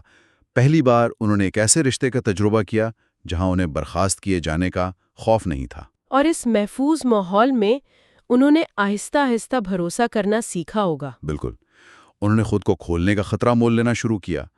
اس سے پتہ چلتا ہے کہ وابستگی روحانی نشوما کے لیے ایک بنیادی ضرورت ہے۔ ٹھیک ہے، تو ہم نے نقصان، خود مختاری اور وابستگی کے خطرات پر بات کی، لیکن محبت بھرے رشتے میں ایک اور بہت مشکل مرحلہ آتا ہے نا؟ جی، جب آپ کو اپنے پیارے کا سامنا کرنا پڑے، اسے چیلنج کرنا پڑے یا اس پہ تنقید کرنی پڑے۔ یہ طاقت کا استعمال ہے اور یہ بہت خطرناک ہو سکتا ہے۔ یہ شاید محبت کے سب سے نازک پہلوؤں میں سے ایک ہے۔ یہاں دلچسپ بات یہ ہے کہ ذرائع دو طرح کے سامنا کرنے میں فرق کرتے ہیں۔ اچھا؟ ایک تکبر پر مبنی ہے، جو غصے، ناراضگی یا اپنی برتری کے احساس میں کیا جاتا ہے۔ یہ بغیر سوچے سمجھے ہوتا ہے اور اکثر رشتے کو نقصان پہنچاتا ہے۔ اور دوسری قسم عاجزی پر مبنی ہے۔ یہ گہرے خود احتسابی کے بعد کیا جاتا ہے۔ ایک محبت کرنے والا شخص یہ تسلیم کرتا ہے کہ ہو سکتا ہے میں صحیح ہوں، لیکن مجھے پہلے خود کو جانچنا ہوگا۔ یعنی تنقید کرنے سے پہلے اپنی نیت کو پوری طرح پرکھنا۔ جی، وہ خود سے پوچھتا ہے، کیا میں واقعی صورتحال کو واضح طور پر دیکھ رہا ہوں؟ کہیں ایسا تو نہیں کہ میں اپنی محدود سوچ کی وجہ سے اس کے راستے کو غلط سمجھ رہا ہوں؟ لیکن کیا سامنا نہ کرنا بھی ایک مسئلہ ہو سکتا ہے؟ بالکل، جب کسی کی روحانی نشوونما کے لیے ضروری ہو تو اس کا سامنا نہ کرنا بھی محبت کی ناکامی ہے۔ جیسے اس پادری کی مثال دی گئی ہے۔ جی، وہ اپنی بیوی کے ظالمانہ اور تباہ کن رویے کا کبھی سامنا نہیں کرتے۔ وہ اپنی خاموشی کو محبت اور صبر کا نام دیتے ہیں، لیکن حقیقت میں یہ بزدلی اور محبت کی ناکامی ہے۔ تو وہ نہ صرف اپنی بیوی کو نقصان پہنچا رہے ہیں بلکہ اپنی بیٹی کو بھی غلط سبب دے رہے ہیں۔ صحیح، وہ اپنی بیٹی کو یہی سکھا رہے ہیں کہ ظلم سہنا ہی محبت ہے۔ تو کسی کا سامنا کرنے کے لیے بھی ہمت اور خود پر قابو چاہیے، اور میرے خیال میں یہی نظم و ضبط محبت کے دوسرے پہلوؤں میں بھی اہم ہے۔ یہ ایک بہت عام غلط فہمی ہے کہ محبت ایک بے قابو پرجوش جذبہ ہے۔ جیسے وہ جوڑا جو روز لڑتا تھا۔ ہاں، وہ جو روزانہ چیخ چیخ کر لڑتے تھے اور پھر صلح کر لیتے تھے۔ وہ اپنے اس رویے کو اپنے رشتے کا جوش سمجھتے تھے۔ لیکن حقیقی محبت میں نظم و ضبط ہوتا ہے۔ بالکل، اور نظم و ضبط سے مراد جذبات کو دبانا ہرگز نہیں۔ تو پھر کیا ہے؟ اس کا مطلب ہے جذبات کو ایک اچھے مالک کی طرح سنبھالنا، ان کا احترام کرنا، انہیں سننا، لیکن انہیں رہنمائی بھی دینا۔ ایک کہاوت ہے نا، اتھلے نالے شور کرتے ہیں۔ کم گہرے ندی نالے شور مچاتے ہیں، جی جبکہ گہرے پانی چپ چاپ بہتے ہیں، گہرا پانی خاموشی سے بہتا ہے۔ جی، جذبات کا بے قابو ہونا ان کی گہرائی کی علامت نہیں ہوتا۔ اور نظم و ضبط کا ایک اور پہلو یہ بھی ہے کہ ہماری محبت کرنے کی توانائی محدود ہے۔ یہ ایک بہت اہم نکتہ ہے۔ ہم ہر کسی سے حقیقی گہری محبت نہیں کر سکتے۔ یہ کوشش کرنا خود کو اور دوسروں کو دھوکہ دینا ہوگا۔ یعنی ہمیں دانشمندی سے انتخاب کرنا ہوگا کہ ہم اپنی یہ قیمتی توانائی کہاں صرف کرتے ہیں۔ جی، اور یہ انتخاب اس بات پر مبنی ہونا چاہیے کہ کون ہماری محبت سے سب سے زیادہ روحانی طور پر ترقی کر سکتا ہے۔ یہ ایک مشکل انتخاب ہے، لیکن محبت کی قدردانی کا تقاضا یہی ہے۔ یہ تمام نکات ایک دوسرے سے جڑے ہوئے ہیں۔ اب ہم آخری نکتے کی طرف آتے ہیں، جو شاید سب سے گہرا اور سب سے زیادہ حیران کن ہو۔ محبت علیحدگی ہے۔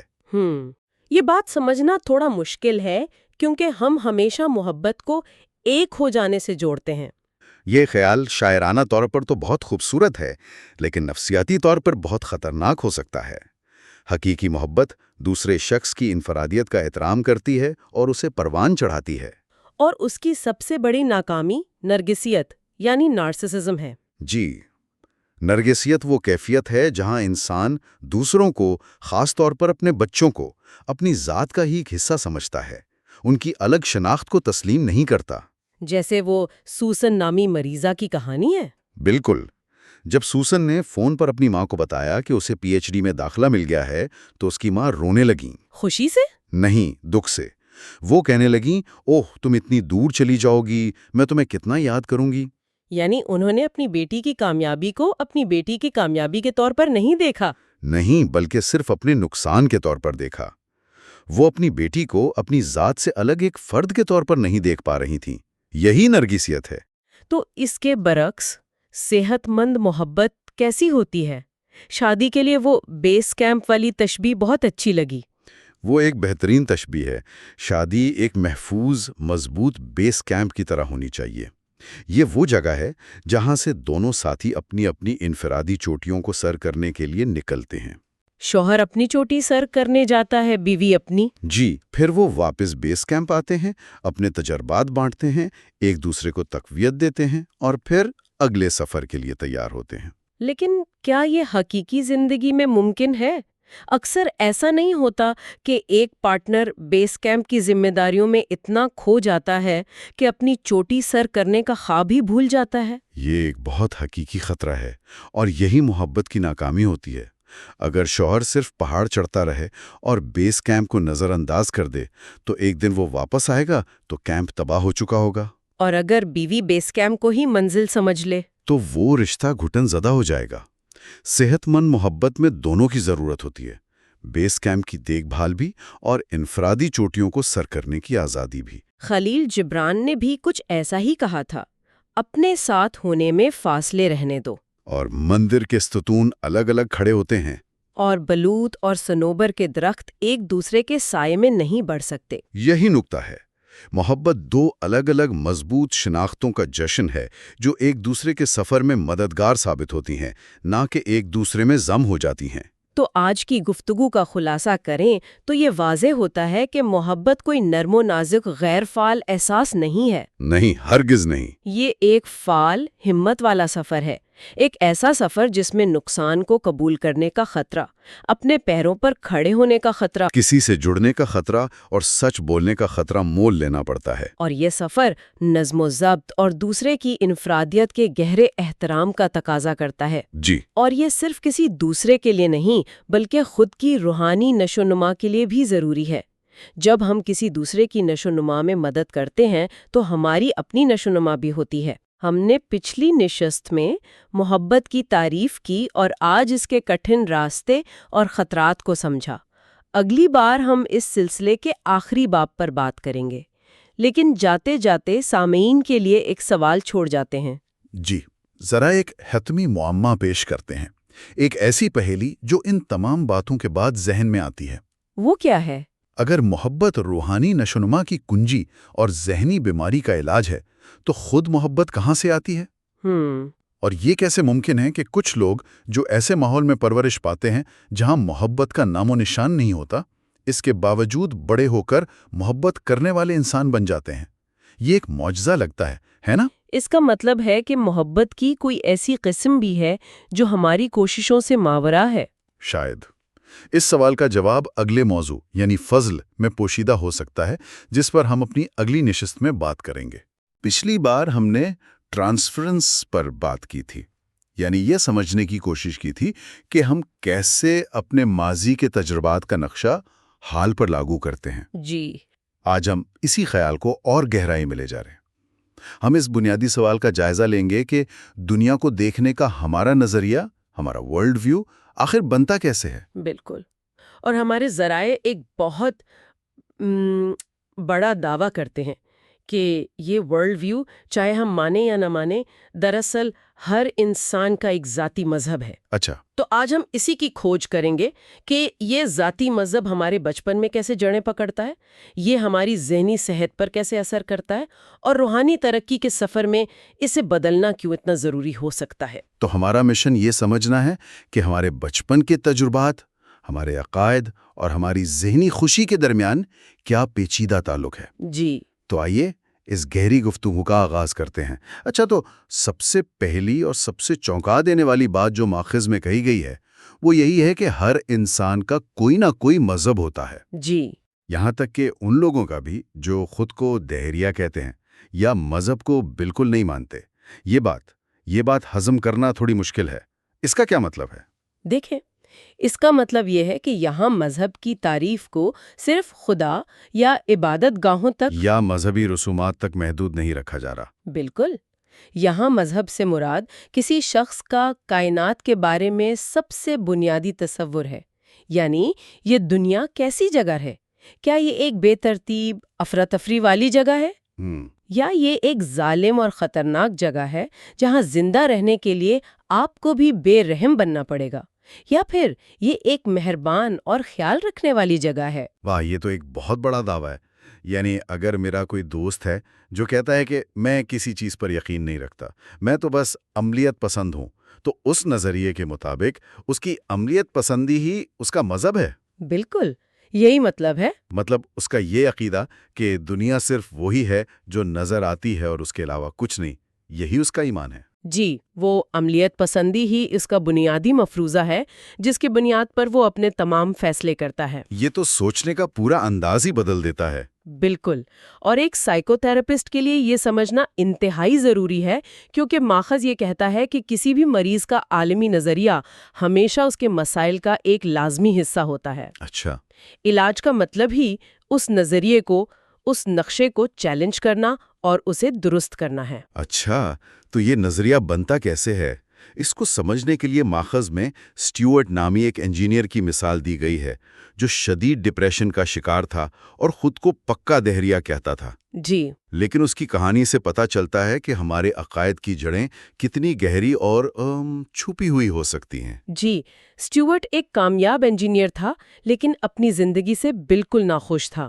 اس نے تھراپی میں بتایا کہ وہ خدا پر بالکل یقین نہیں رکھتا، لیکن پھر اس نے ایک خواب سنایا۔ ان کے گھر میں ہے اور ایک آدمی جو اس کے قصبے کا اسٹیشن ماسٹر تھا ایک بڑا سا چاقو لے کر اس کا گلا کاٹنے کی کوشش کر رہا ہے۔ ایک منٹ، یہ تو بہت عجیب خواب ہے۔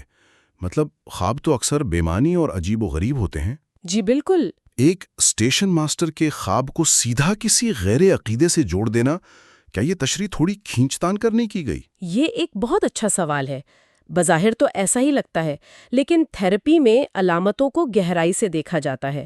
جب اس سے پوچھا گیا کہ اسٹیشن ماسٹر کون ہوتا ہے تو اسٹوارٹ نے خود بتایا کہ وہ ایک طاقتور شخص ہے۔ اچھا۔ وہ ٹرینوں کی آمد و رفت کو کنٹرول کرتا ہے، یعنی زندگی اور موت پر ایک طرح کا اختیار رکھتا ہے۔ صحیح۔ وہ ٹیلی گراف کی تاروں کے ذریعے پوری دنیا سے پراسرار پیغامات وصول کرتا ہے، یعنی وہ ہر چیز سے باخبر ہے۔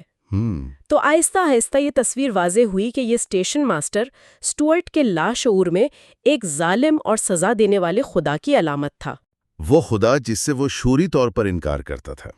جی، لیکن لاشعوری طور پر اس پر پورا یقین رکھتا تھا اور اس سے خوفزدہ تھا۔ اور اس خوف کا تعلق سیدھا اس کے بچپن سے تھا، ہے نا؟ اس کے والدین بظاہر بہت مذہبی تھے، ہر وقت محبت کی باتیں کرتے تھے، لیکن ان کا رویہ بالکل الٹ تھا۔ بالکل، وہ اسے روزانہ چھوٹی چھوٹی باتوں پر بیلٹ، ڈنڈوں اور جھاڑوؤں سے مارتے تھے۔ تو اسٹیورٹ نے بچپن میں یہ سیکھا کہ دنیا میں طاقتور ہستیاں یعنی اس کے والدین محبت کی باتیں تو کرتی ہیں، لیکن اصل میں وہ ظالم، ناقابل اعتبار اور کسی بھی وقت آپ کو سزا دے سکتی ہیں۔ تو اس کا گلا کاٹنے والے خدا کا تصور ان کی باتوں سے نہیں بلکہ ان کے عمل سے آیا تھا۔ بالکل درست۔ یہیں پر مائکروکازم اور میکروکازم کا تصور آتا ہے، جس کا ہم نے پچھلی بار بھی ذکر کیا تھا۔ جی ہاں، ہمارا خاندان ہماری ابتدائی مائکروکازم یعنی چھوٹی کائنات ہوتا ہے۔ ہم اسی چھوٹے دنیا کے تجربات کی بنیاد پر پوری بڑی دنیا یعنی میکروکازم کا ایک نقشہ بنا لیتے ہیں۔ اور اسٹیورٹ کا نقشہ اس کے گھر کے لیے تو بالکل ٹھیک تھا۔ بالکل، جہاں واقعی خطرہ تھا اور طاقتور لوگ ناقابل اعتبار تھے، لیکن جب اس نے اسی نقشے کو پوری دنیا پر لاگو کیا تو وہ ہر رشتے اور ہر صورتحال میں اسی خطرے کو تلاش کرنے لگا۔ جس کی وجہ سے وہ شدید ڈپریشن کا شکار ہو گیا۔ اس کا نقشہ پرانا ہو چکا تھا۔ جی، ناقص ہو چکا تھا۔ تو اگر ہمارا بچپن کا بنایا ہوا نقشہ غلط یا پرانا ہو چکا ہے تو ہم اسے ٹھیک کیسے کریں؟ یہیں پر ماخذ ایک بہت ہی دلچسپ خیال پیش کرتا ہے کہ ہمیں سائنسدان بننا ہوگا۔ یہ ایک بہت طاقتور استعارہ ہے۔ لیکن سائنسدان بننا یہ سننے میں تو بہت اچھا لگتا ہے، پر اس کا عملی مطلب کیا ہے؟ کیا اس کا مطلب ہے کہ ہر اس عقیدے کو رد کر دیا جائے جو ہمارے والدین نے ہمیں سکھایا ہے؟ مشکل ضرور ہے، لیکن ماخذ کے مطابق ناگزیر ہے۔ اچھا، روحانی طور پر بڑھنے کے لیے ہمیں ایک سائنسدان جیسا رویہ اپنانا ہوگا۔ ایک اچھا سائنسدان کیا کرتا ہے؟ وہ کسی بھی مفروضے کو حتمی سچائی نہیں مانتا۔ وہ ہر چیز پر سوال اٹھاتا ہے۔ جی، اسے چیلنج کرتا ہے اور اسے ثبوت اور تجربے کی کسوٹی پر پرکھتا ہے۔ مصنف کہتا ہے کہ اچھا بنا بنایا مذہب جیسی کوئی چیز نہیں ہوتی۔ ہمیں اپنے والدین سے ملے ہوئے تیار شدہ مذہب کو آنکھیں بند کر کے قبول کرنے کے بجائے اسے شک کی نظر سے دیکھنا ہوگا۔ تو اس سائنس کے مذہب کا پہلا اصول یہی ہے، ہر مفروضے پہ شک کرو۔ جی، خاص طور پر ان پر جو تمہیں سکھائے گئے ہیں۔ تو اپنے والدین کے عقائد پر سوال اٹھانا دراصل روحانیت کی کمی نہیں بلکہ روحانی ارتقاء میں قدم آگے بڑھنا ہے۔ بالکل۔ یہ بات ان لوگوں کے لیے بہت حیران کن ہوگی جو سمجھتے ہیں کہ ایمان کا مطلب ہی سوال نہ کرنا ہے۔ اچھا، اگر ہمیں اپنے والدین کے دیے ہوئے عقائد پر شک کرنا ہے تو یہ ایک بہت بڑے اور متنازع سوال کو جنم دیتا ہے۔ کیا یہ ممکن ہے کہ خدا پر یقین رکھنا بذات خود ایک مسئلہ ہو، ایک طرح کی نفسیاتی بیماری؟ یہ ایک بہت گہرا سوال ہے اور اس کا کوئی آسان جواب نہیں ہے۔ اسی لیے ماخذ ہمیں 3 بالکل مختلف لوگوں کی کہانیاں سناتا ہے۔ پہلا کیس کیتھی کا ہے۔ ٹھیک ہے۔ وہ 20 سال کی ایک لڑکی تھی جسے شدید خوف اور گھبراہٹ کے دورے پڑتے تھے۔ اسے ہر وقت لگتا تھا کہ وہ مرنے والی ہے۔ اور اس کی وجہ اس کا مذہبی عقیدہ تھا۔ جی، اس کی ماں نے اس پر ایک بہت ہی سخت اور سزا دینے والا کیتھولک عقیدہ مسلط کیا تھا۔ اچھا، اس کے نزدیک معمولی جنسی خیالات بھی گناہ کبیرہ تھے جن کی سزا صرف موت تھی۔ اس کا خدا اسٹیورٹ کے اسٹیشن ماسٹر جیسا ہی تھا۔ ایک ظالم جج؟ جی، جو ہر وقت سزا دینے کو تیار رہتا ہے۔ اس کے لیے اس کا عقیدہ ایک ذہنی جیل بن چکا تھا، تو اس کے علاج کے لیے اس عقیدے کی دیواروں کو توڑنا ضروری تھا۔ تو اس کیس میں خدا پر یقین واقعی ایک بیماری کی طرح تھا جسے ختم کرنا پڑا۔ بالکل، تھراپی کے اختتام پر وہ ایک ایسی جگہ پہنچی جہاں خدا کا تصور اس کے لیے غیر اہم ہو گیا۔ وہ اس جیل سے آزاد ہو گئی تھی۔ تو اس کے لیے جواب تھا ہاں، یقین ایک بیماری تھی۔ جی، لیکن پھر مارشا کی مثال آتی ہے جو بالکل الٹ تھی۔ وہ ایک سرد اور دانشور گھرانے سے آئی تھی جہاں مذہب کا مذاق اڑایا جاتا تھا۔ اور وہ ڈپریشن میں تھی کیونکہ اسے اپنی زندگی بے معنی اور خالی لگتی تھی۔ ہاں، اسے کبھی اپنے والدین سے وہ گرم جوشی اور محبت نہیں ملی تھی جس کی اسے ضرورت تھی۔ جب تھراپی میں اسے پہلی بار ایک ایسا رشتہ ملا جہاں اسے سمجھا گیا اور اس کا خیال رکھا گیا تو اس کے اندر سے خود بخود ایک روحانی احساس پیدا ہونے لگا۔ اچھا، اس نے کہنا شروع کیا کہ دنیا اب گرم، محفوظ اور محبت کرنے والی محسوس ہوتی ہے۔ اس کے اندر قدرتی طور پر خدا پر یقین پیدا ہو گیا۔ تو ایک کے لیے علاج کا مطلب ایمان کو چھوڑنا تھا اور دوسرے کے لیے اسے پانا، اور پھر تیسرا کیس تھیوڈور کا بھی ہے۔ جی، تھیوڈور جس کے نام کا مطلب ہی خدا سے محبت کرنے والا ہے۔ وہ جوانی میں مذہبی تھا، لیکن پھر ذاتی سانحات کے بعد وہ خدا سے شدید ناراض اور متنفر ہو گیا۔ اس نے دنیا سے خود کو کاٹ لیا۔ اس کی صحت یابی کے لیے ضروری تھا کہ وہ اس کھوئے ہوئے ایمان سے دوبارہ جڑے۔ اسے تھیراپی میں خدا پر اپنے غصے کا سامنا کرنا پڑا، اس سے لڑنا پڑا اور آخر کار اس رشتے کو دوبارہ بحال کرنا پڑا۔ یہ تو کمال ہے، 3 مختلف لوگ، ایک ہی جیسا علاج کا عمل اور 3 بالکل مختلف روحانی نتائج۔ جی، ایک نے ایمان چھوڑ دیا، دوسری نے اسے پایا اور تیسرے نے اس سے صلح کی۔ اس سے تو یہی لگتا ہے کہ سائیکو تھیراپی کا مقصد کسی کو دہریہ یا مومن بنانا نہیں ہے۔ بالکل نہیں۔ اس کا مقصد انہیں ان کی اپنی سچائی تک پہنچنے میں مدد دینا ہے۔ مسئلہ خود خدا پر یقین کرنے یا نہ کرنے میں نہیں، بلکہ تنگ نظری اور ہٹ دھرمی میں ہے۔ اچھا، ماخوذ اسے بچے اور غسل کے پانی کے مشہور استعارے سے سمجھاتا ہے۔ یعنی مذہب کے نام پر جو منافقت، ظلم اور بیجا سختی کی جاتی ہے، وہ گندا پانی ہے جسے ہر حال میں پھینک دینا چاہیے۔ بالکل، کیتھی نے یہی کیا۔ اس نے وہ سارا گندا پانی پھینک دیا، لیکن ماخوذ یہ سوال اٹھاتا ہے کہ کیا اس گندے پانی میں شاید ایک بچہ، یعنی خدا کی کوئی حقیقی محبت بھری سچائی بھی موجود تھی جسے بچایا جا سکتا تھا؟ جی، مارشو اور تھیوڈور نے کسی نہ کسی طرح اس بچے کو بچا لیا۔ یہ سفر آسان نہیں ہے۔ تو پھر صحیح راستہ کیا ہے؟ ماخذ ایک راستے کی نشاندہی کرتا رہے، توہم پرستی سے شروع ہو کر شکوک و شبہات کے مرحلے سے گزرنا، اور پھر ان شکوک و شبہات سے گزر کر ایک زیادہ پختہ ذاتی اور حقیقی عقیدے تک پہنچنا۔ صحیح۔ اور یہ چیلنج صرف مذہبی لوگوں کے لیے نہیں، بلکہ سائنسدانوں کے لیے بھی ہے، جو اکثر ٹنل ویژن یعنی تنگ نظری کا شکار ہوتے ہیں۔ مطلب؟ بہت سے سائنسدان ان چیزوں کو سرے سے مسترد کر دیتے ہیں جنہیں وہ لیبارٹری میں ناپ نہیں سکتے، اور دوسری طرف بہت سے مذہبی ادارے معجزات یا روحانی تجربات کی گہری جانچ پڑتال کی حوصلہ شکنی کرتے ہیں اور کہتے ہیں کہ بس انہیں قبول کر لو، سوال مت کرو۔ تو دونوں ہی اپنی اپنی تنگ نظری کی وجہ سے پوری تصویر دیکھنے سے قاصر ہیں۔ بالکل۔ تو آج کی گفتگو کا خلاصہ یہ ہے کہ ہمارا عالمی نظریہ ایک ایسا نقشہ ہے جو ہمارے بچپن کی چھوٹی سی دنیا میں بنتا ہے، جی، اور بڑی دنیا میں کامیابی سے راستہ تلاش کرنے کے لیے ہمیں ایک سائنسدان کی طرح شک کے اوزار کا استعمال کرتے ہوئے اس نقشے کو مسلسل جانچنا اور بہتر بنانا پڑتا ہے۔ لیکن شک ضروری نہیں کہ آخری منزل ہو۔ یہ سفر ہمیں پرانے غیر صحت مند عقائد پر سوال اٹھانے سے لے کر ایک نئی، زیادہ ذاتی اور گہری سمجھ کی طرف لے جا سکتا ہے، چاہے اس سمجھ میں خدا کا تصور شامل ہو یا نہ ہو۔ جی، اہم بات تنگ نظری کی جیل سے نکل کر ایک وسیع تر حقیقت کو قبول کرنے کے لیے تیار ہونا ہے۔ اور مصنف ہمیں آخر میں ایک بہت ہی سوچ انگیز نقطے پر چھوڑتا ہے جو ہماری اگلی گفتگو کی بنیاد بنے گا۔ اس کا کہنا ہے کہ معجزات کو سمجھنے کے لیے ہمیں کسی جلتی ہوئی جھاڑی یا سمندر کے 2 ٹکڑے ہونے کا انتظار نہیں کرنا چاہیے۔ اگر ہم اپنی روزمرہ کی عام زندگی کو غور سے دیکھیں تو ہمیں وہاں بھی معجزات کے ثبوت مل سکتے ہیں۔ وہ اس عمل کو فضل یعنی گریس کا نام دیتا ہے، ایک ایسی طاقت جو ہماری سمجھ سے باہر ہے لیکن ہماری زندگیوں میں کام کر رہی ہے۔ اچھا، ہماری اگلی گفتگو سائیکو تھیراپی کے دوران ہونے والے انہیں بظاہر عام لیکن گہرائی میں غیر معمولی واقعات کے بارے میں ہوگی، جو اس فضل کی طرف اشارہ کرتے ہیں اور اس طرح سائنس اور مذہب کے درمیان کی روایتی حدود کو چیلنج کرتے ہیں۔ تو پچھلی گفتگو میں ہم نے نظم و ضبط اور محبت جیسے کافی بڑے موضوعات پر بات کی تھی۔ آج ہم اس کتاب کے آخری اور شاید سب سے اہم حصے پر پہنچے ہیں۔ جی، جو ایک طرح سے ان تمام باتوں کو جوڑتا ہے، بالکل، جو ان تمام تصورات کو ایک ساتھ جوڑ کر ایک بڑی تصویر دکھاتا ہے۔ اچھا، ایک سوال سے شروع کرتے ہیں۔ ضرور۔ کیا کبھی ایسا محسوس ہوا ہے کہ مشکلات کے باوجود کوئی نادیدہ طاقت ہمیں سنبھالے ہوئے ہے، کہ ہم جتنا بیمار یا پریشان ہو سکتے تھے اتنا نہیں ہوتے؟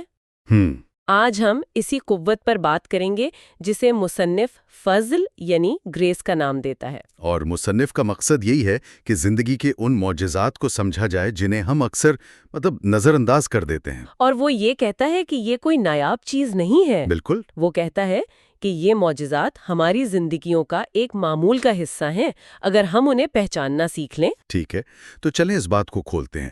مصنف اپنی بات کا آغاز ایک بہت ہی حیرت انگیز مشاہدے سے کرتا ہے۔ جی، وہ کہتا ہے کہ جو نفسیاتی معالج ہیں، سائیکیٹرسٹ، وہ اکثر اپنے مریضوں کو دیکھ کر حیران ہوتے ہیں کہ وہ ذہنی طور پر اتنے صحت مند کیسے ہیں۔ صحیح، مطلب ہم یہ تو جانتے ہیں کہ لوگ بیمار کیوں ہوتے ہیں۔ ہاں، صدمات، تناؤ، بہت سی وجوہات ہیں، لیکن یہ ایک معمہ ہے کہ وہ شدید ترین مشکلات کے باوجود اتنے ٹھیک کیسے رہتے ہیں۔ جی، یہ بہت گہرا نکتہ ہے۔ ہم بیماری پر تحقیق کرتے ہیں، صحت پر نہیں۔ صحیح۔ کتاب میں ایک بہت متاثر کن مثال ہے، ایک 35 سالہ کامیاب بزنس مین کی۔ اچھا۔ اس شخص کا بچپن انتہائی تکلیف دہ گزرا۔ ناجائز پیدائش، گونگی بہری ماں جو خیال نہیں رکھ سکتی تھی، پھر ریاستی اداروں میں پرورش۔ اوہ۔ مطلب اس کے پاس نفسیاتی طور پر تباہ ہونے کی ہر وجہ موجود تھی، لیکن وہ نہ صرف بچ گیا بلکہ ایک کامیاب اور متوازن انسان بنا۔ یہ تو یقین کرنا مشکل ہے۔ مطلب ایسا کیسے ہو سکتا ہے؟ یہی تو سوال ہے، اور مصنف کہتا ہے کہ اس کا جواب کسی ایک چیز میں نہیں بلکہ ایک ایسی قوت میں ہے جسے وہ فضل کہتا ہے، ایک ایسی مدد جو ہماری سمجھ سے باہر ہے۔ اور یہی تصور جسمانی صحت پر بھی آتا ہے۔ مثال کے طور پر گردن توڑ بخار یعنی میننجائٹس کا جو بیکٹیریا ہے، جی۔ وہ انتہائی عام ہے اور ایک اندازے کے مطابق 90% لوگوں کے گلے میں ہر وقت موجود رہتا ہے۔ 90%؟ یہ تو بہت زیادہ ہے۔ جی، لیکن یہ بیماری ہزاروں میں سے کسی ایک کو ہوتی ہے۔ کیوں؟ کیونکہ ہمارے جسم میں ایک زبردست مزاحمتی نظام، ایک ریزسٹنس سسٹم کام کر رہا ہے۔ اچھا، تو ایک طرح کی حفاظت موجود ہے۔ بالکل، اور اس سے بھی دلچسپ بات ہے حادثات سے مزاحمت کا تصور۔ ہاں، یہ تو بہت دلچسپ ہے۔ مصنف کہتا ہے کہ ہم میں سے اکثر لوگوں کی زندگی میں ایسے کئی واقعات ہوتے ہیں جہاں ہم بال بچے ہوں۔ یہ تو سب کے ساتھ ہوتا ہے۔ بالکل۔ مجھے یاد ہے ایک بار میں موٹر سائیکل پر تھی اور ایک گاڑی اچانک سامنے آ گئی۔ مجھے آج تک سمجھ نہیں آیا کہ میں بچی کیسے۔ اس وقت تو اسے قسمت سمجھا، لیکن یہ کتاب اسے فضل کہہ رہی ہے۔ صحیح۔ مصنف اسے صرف قسمت یا اتفاق ماننے سے انکار کرتا ہے۔ وہ کہتا ہے یہ واقعات اتنی کثرت سے ہوتے ہیں کہ انہیں محض اتفاق نہیں کہا جا سکتا۔ وہ اپنی مثال دیتا ہے کہ کیسے بچپن میں وہ ایک گاڑی کے نیچے آ گیا تھا لیکن اسے خراش تک نہیں آئی۔ اگر ہم سب اپنی زندگیوں کا جائزہ لیں تو ہمیں یاد آئے گا کہ کتنی بار ہم حادثات سے، بیماریوں سے ایسے بچے ہیں کہ خود حیران رہ گئے ہیں۔ صحیح کہا۔ یہ ہماری شعوری کوشش کا نتیجہ تو نہیں ہوتا۔ نہیں ہوتا۔ ایسا لگتا ہے جیسے کوئی نادیدہ قوت ہمیں محفوظ رکھتی ہے۔ یہ خیال بہت تسلی بخش ہے، لیکن کتاب کا اگلا حصہ اس سے بھی زیادہ حیران کن ہے، کیونکہ مصنف کہتا ہے کہ یہ طاقت صرف باہر نہیں بلکہ ہمارے اپنے اندر بھی موجود ہے۔ جی، ہمارے ذہن کی گہرائیوں میں، ہمارا لاشعور، انکانشیس مائنڈ۔ اور یہ فروئڈ کے خیال سے بالکل مختلف ہے نا؟ بالکل۔ فرائیڈ نے تو لاشعور کو ہماری حیوانی جبلتوں کا گڑھ کہا تھا، لیکن یہ مصنف یونگ کی طرح اسے حکمت اور رہنمائی کا ایک خزانہ قرار دیتا ہے۔ ایک اندرونی رہنما۔ ایک اندرونی رہنما جو ہم سے مسلسل بات کرنے کی کوشش کر رہا ہے۔ کتاب میں اس کی ایک بہترین مثال ہے۔ ایک مریض تھا جو کئی سال سے شدید ڈپریشن میں تھا۔ جی۔ اس نے خواب میں ایک بہت بڑا صندوق دیکھا، اور جب اس نے اپنے مولد سے بات کی تو یہ کھلا کہ وہ صندوق اس کے مشہور آبا و اجداد کی قبروں کی علامت تھا۔ اچھا۔ ہاں، وہ ان کی کامیابیوں کے بوجھ تلے دبا ہوا محسوس کرتا تھا۔ اسے خواب نے اس کے مسئلے کی جڑ کو واضح کر دیا۔ اس کا لاشعور اسے راستہ دکھا رہا تھا۔ اور لاشعور صرف خوابوں میں ہی نہیں بولتا، وہ جاگتے ہوئے بھی ہم سے بات کرتا ہے۔ کیسے؟ اکثر ایسے خیالات کی شکل میں جنہیں ہم بے معنی یا بے ترتیب سمجھ کر نظر انداز کر دیتے ہیں۔ مصنف اپنی ایک مثال دیتا ہے۔ وہ ایک نوجوان مریضہ کا علاج کر رہا تھا جسے ہر وقت چکر آتے تھے۔ تیسرے سیشن کے دوران مصنف کے ذہن میں اچانک پینوکیو کا لفظ آیا۔ پینوکیو؟ جی، پینوکیو۔ مطلب وہ لکڑی والی کٹ پتلی؟ یہ تو بہت عجیب بات ہے۔ ہاں، پہلی نظر میں عجیب ہی لگتا ہے۔ میرا مطلب ہے یہ تو ایک اتفاق بھی ہو سکتا ہے نا؟ ذہن میں تو دن بھر کچھ نہ کچھ آتا ہی رہتا ہے۔ آپ کا سوال بالکل درست ہے، اور مصنف نے بھی پہلے اسے یہی سمجھ کر نظر انداز کیا، لیکن جب یہ لفظ بار بار اس کے ذہن میں آیا تو اس نے اس پر توجہ دی، اور پھر اور جیسے ہی اس نے توجہ دی اسے فوراً سمجھ آ گیا کہ اس کی مریضہ واقعی پینوکیو کی طرح ہے، ایک کٹ پتلی جو دوسروں کی توقعات پر جی رہی ہے، جسے اپنی کوئی بنیاد محسوس نہیں ہوتی۔ یہ خیال اس کے علاج کے لیے ایک اہم موڑ ثابت ہوا۔ واہ، یعنی لاشعور کے پیغامات اکثر ایسے ہی ہوتے ہیں، عجیب لیکن بہت گہرے؟ بالکل، گہری بصیرت سے بھرپور۔ اچھا، تو یہ جو فرائیڈین سلپس ہوتی ہیں، زبان کا پھسلنا، وہ بھی اسی کی ایک شکل ہے؟ جی، وہ بھی لاشعور کا پیغام ہوتا ہے۔ جیسے کتاب میں اس خاتون کا ذکر ہے جو غصے کا اظہار نہیں کر پاتی تھی۔ ہاں، اس نے اپنے معالج کو فیس کا چیک بھیجا، لیکن غلطی سے اس پر دستخط کرنا بھول گئی۔ اس کا لاشعور وہ سچ بول رہا تھا جسے اس کا شعور چھپا رہا تھا۔ کہ وہ اس علاج کے لیے دل سے سائن آف نہیں کر رہی۔ بالکل۔ واہ، یہ تو اب تو مجھے اپنی ہر غلطی پر شک ہونے لگے گا۔ اچھا، تو ان سب کا کیا مطلب ہے؟ یہ غیر متوقع صحت، لاشعور کی رہنمائی، یہ ایک ہی قوت کے مظاہر ہیں؟ جی، جسے مصنف فضل کہتا ہے، یہ ہمارے شعوری ارادے سے باہر ایک طاقت ہے جو ہماری روحانی نشوونما کو آگے بڑھاتی ہے۔ لیکن اگر یہ قوت ہر وقت موجود ہے تو پھر ترقی کرنا اتنا مشکل کیوں ہے؟ یہ اس پوری بحث کا سب سے اہم سوال ہے، اور اس کا جواب دینے کے لیے مصنف سائنس کے ایک بنیادی قانون کا حوالہ دیتا ہے، تھرمل ڈائنامکس کا دوسرا قانون، اوہ، جسے عام زبان میں انٹروفی کا قانون کہتے ہیں۔ بہت کمپلیکیٹڈ سا کانسیپٹ لگتا ہے، اسے تھوڑا آسان کر کے سمجھا سکتے؟ ہاں بالکل، اسے ایسے سمجھیں کہ کائنات کا ایک فطری رجحان ہے، ہر چیز تنظیم سے بدنظمی کی طرف جاتی ہے اچھا، اور توانائی سے سستی کی طرف۔ جیسے گرم چائے کا کپ ہمیشہ ٹھنڈا ہوتا ہے، کبھی خود سے گرم نہیں ہوتا۔ پانی ہمیشہ نیچے کی طرف بہتا ہے۔ صحیح، ایک صاف ستھرا کمرہ خود بخود بکھر جاتا ہے، بالکل۔ اسے صاف رکھنے کے لیے توانائی لگانی پڑتی ہے۔ کائنات کا یہ فطری بہاؤ آسانی، بکھراؤ اور پستی کی طرف ہے، یہی انٹروپی ہے۔ ٹھیک ہے، یہ سمجھ آ گیا۔ لیکن اس کا ہماری روحانی نشوونما سے کیا تعلق؟ تعلق یہ ہے کہ ارتقاء یعنی ایوولوشن ایک معجزہ ہے، کیونکہ یہ انٹروپی کے فطری بہاؤ کے خلاف جاتا ہے۔ مطلب یہ اوپر کی طرف ایک جدوجہد ہے؟ جی، لاکھوں سالوں سے زندگی سادہ سے پیچیدہ شکلوں کی طرف بڑھی ہے، وائرس سے انسان تک۔ یہ فطرت کے قانون کے خلاف ایک جنگ ہے۔ اچھا، اسی طرح ہماری روحانی نشوونما بھی ہماری سستی اور جمود کی فطری خواہش کے خلاف ایک کوشش ہے۔ ہم فطری طور پر آسان راستہ چاہتے ہیں۔ یہ انٹروپی کی نفسیاتی شکل ہے۔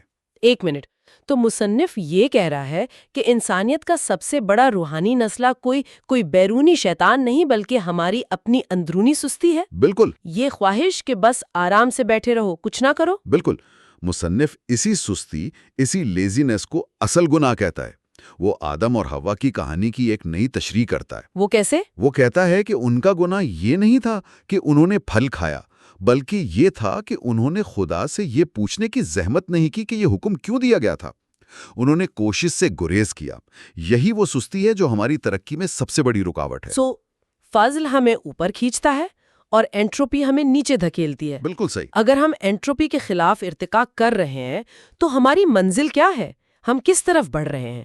یہاں کتاب ایک بہت ہی چونکا دینے والا خیال پیش کرتی ہے۔ جی، بلکہ مصنف خود اسے ایک خوف زدہ کر دینے والا خیال کہتا ہے۔ اور وہ خیال کیا ہے؟ وہ خیال یہ ہے کہ خدا چاہتا ہے کہ ہم اسی کی مانند ہو جائیں۔ ہماری روحانی نشوونما کا جو فائنل گول ہے وہ الوہیت یعنی گاڈ ہوڈ حاصل کرنا ہے۔ خدا ہی ارتقاء کا آغاز ہے اور وہی اس کی منزل۔ جی، الفا بھی وہی، اومیگا بھی وہی۔ لیکن یہ خوفناک کیوں ہے؟ یہ تو ایک اعزاز کی بات لگتی ہے، بہت پازیٹیو بات ہے۔ دیکھیں، یہ خوفناک اس لیے ہے کیونکہ یہ ہم پر ایک بہت بڑی ناقابل تصور ذمہ داری ڈال دیتا ہے۔ ذمہ داری؟ کیسی ذمہ داری؟ یہ ذمہ داری کہ اگر انسان خدا بننے کی صلاحیت رکھتا ہے تو پھر ہم آرام سے نہیں بیٹھ سکتے۔ اچھا، یہ ایک ایسی ذمہ داری ہے جس سے ہم لاشعوری طور پر بھاگنا چاہتے ہیں۔ ہم چاہتے ہیں کہ خدا آسمان پر رہے اور ہم زمین پر اپنی چھوٹی موٹی زندگی گزاریں۔ ہم خدا کی ذمہ داریاں نہیں اٹھانا چاہتے۔ تو کیا اسی لیے ہم فضل کی مزاحمت کرتے ہیں؟ یہ سب کچھ اس ذمہ داری کے خوف سے جڑا ہوا ہے؟ آپ نے بالکل صحیح پکڑا۔ ہم روحانی طور پر بالغ ہونے کی طاقت اور ذمہ داری سے ڈرتے ہیں، کتاب میں اس مریضہ کی مثال ہے جس نے کچھ سیشنز کے بعد یہ کہہ کر علاج چھوڑ دیا کہ میں ہر وقت سوچنا نہیں چاہتی۔ اوہ، وہ ذہنی صحت کے ساتھ آنے والی ذمہ داری سے خوفزدہ تھی۔ فضل ہمیں اوپر کی طرف بلاتا ہے، لیکن ہماری سستی، ہمارا انٹروپک نفس ہمیں نیچے کی طرف کھینچتا ہے۔ اور ہم اکثر نیچے کی طرف کھنچنا زیادہ آسان سمجھتے ہیں۔ بالکل۔ تو اگر میں آج کی گفتگو کو سمیٹنے کی کوشش کروں، فضل ایک کائناتی قوت ہے جو ہمیں صحت مند رکھتی ہے، ہمارے لاشعور کے ذریعے ہماری رہنمائی کرتی ہے اور ہمیں کائنات کی فطری پستی یعنی انٹروپی کے خلاف اٹھنے میں مدد دیتی ہے۔ جی، یہ ایک ایسی محبت ہے جو ہمیں ارتقاء کے اس مشکل سفر پر مسلسل آگے بڑھاتی ہے۔ جی، اور کتاب کا آخری اور سب سے اہم پیغام یہ ہے کہ فضل کمایا نہیں جا سکتا، یہ ہمیشہ ایک تحفہ ہی رہتا ہے۔ لیکن ہم خود کو اس تحفے کو قبول کرنے کے لیے تیار کر سکتے ہیں، نظم و ضبط، محبت اور خود شناسی کے ذریعے۔ ہم خود کو ایک ایسی زرخیز زمین بنا سکتے ہیں جہاں فضل کا بیج آسانی سے پھوٹ سکے۔ بالکل، ہم اسے اپنی مرضی سے حاصل نہیں کر سکتے، لیکن ہم اس کا خیر مقدم کرنے کے لیے اپنے دروازے کھلے رکھ سکتے ہیں۔ صحیح، ہم خود کو ایک ایسی جگہ بنا سکتے ہیں جہاں معجزے وقوع پذیر ہو سکیں۔ اور آخر میں مصنف ایک بہت گہری بات کہتا ہے جو اس پوری کتاب کا نچوڑ ہے۔ وہ کیا ہے؟ وہ کہتا ہے کہ ہماری ذاتی روحانی نشوونما صرف ہمارا ذاتی معاملہ نہیں ہے، یہ پوری انسانیت کی ارتقائی چھلانگ کے لیے ہماری ذاتی ذمہ داری ہے۔ واہ یار! کائنات ہمارے لیے ایک سیڑھی کی طرح بچھائی گئی ہے، لیکن اس پر قدم ہمیں خود ہی ایک ایک کر کے رکھنا ہے۔ یہ واقعی ایک بہت بڑی سوچ ہے۔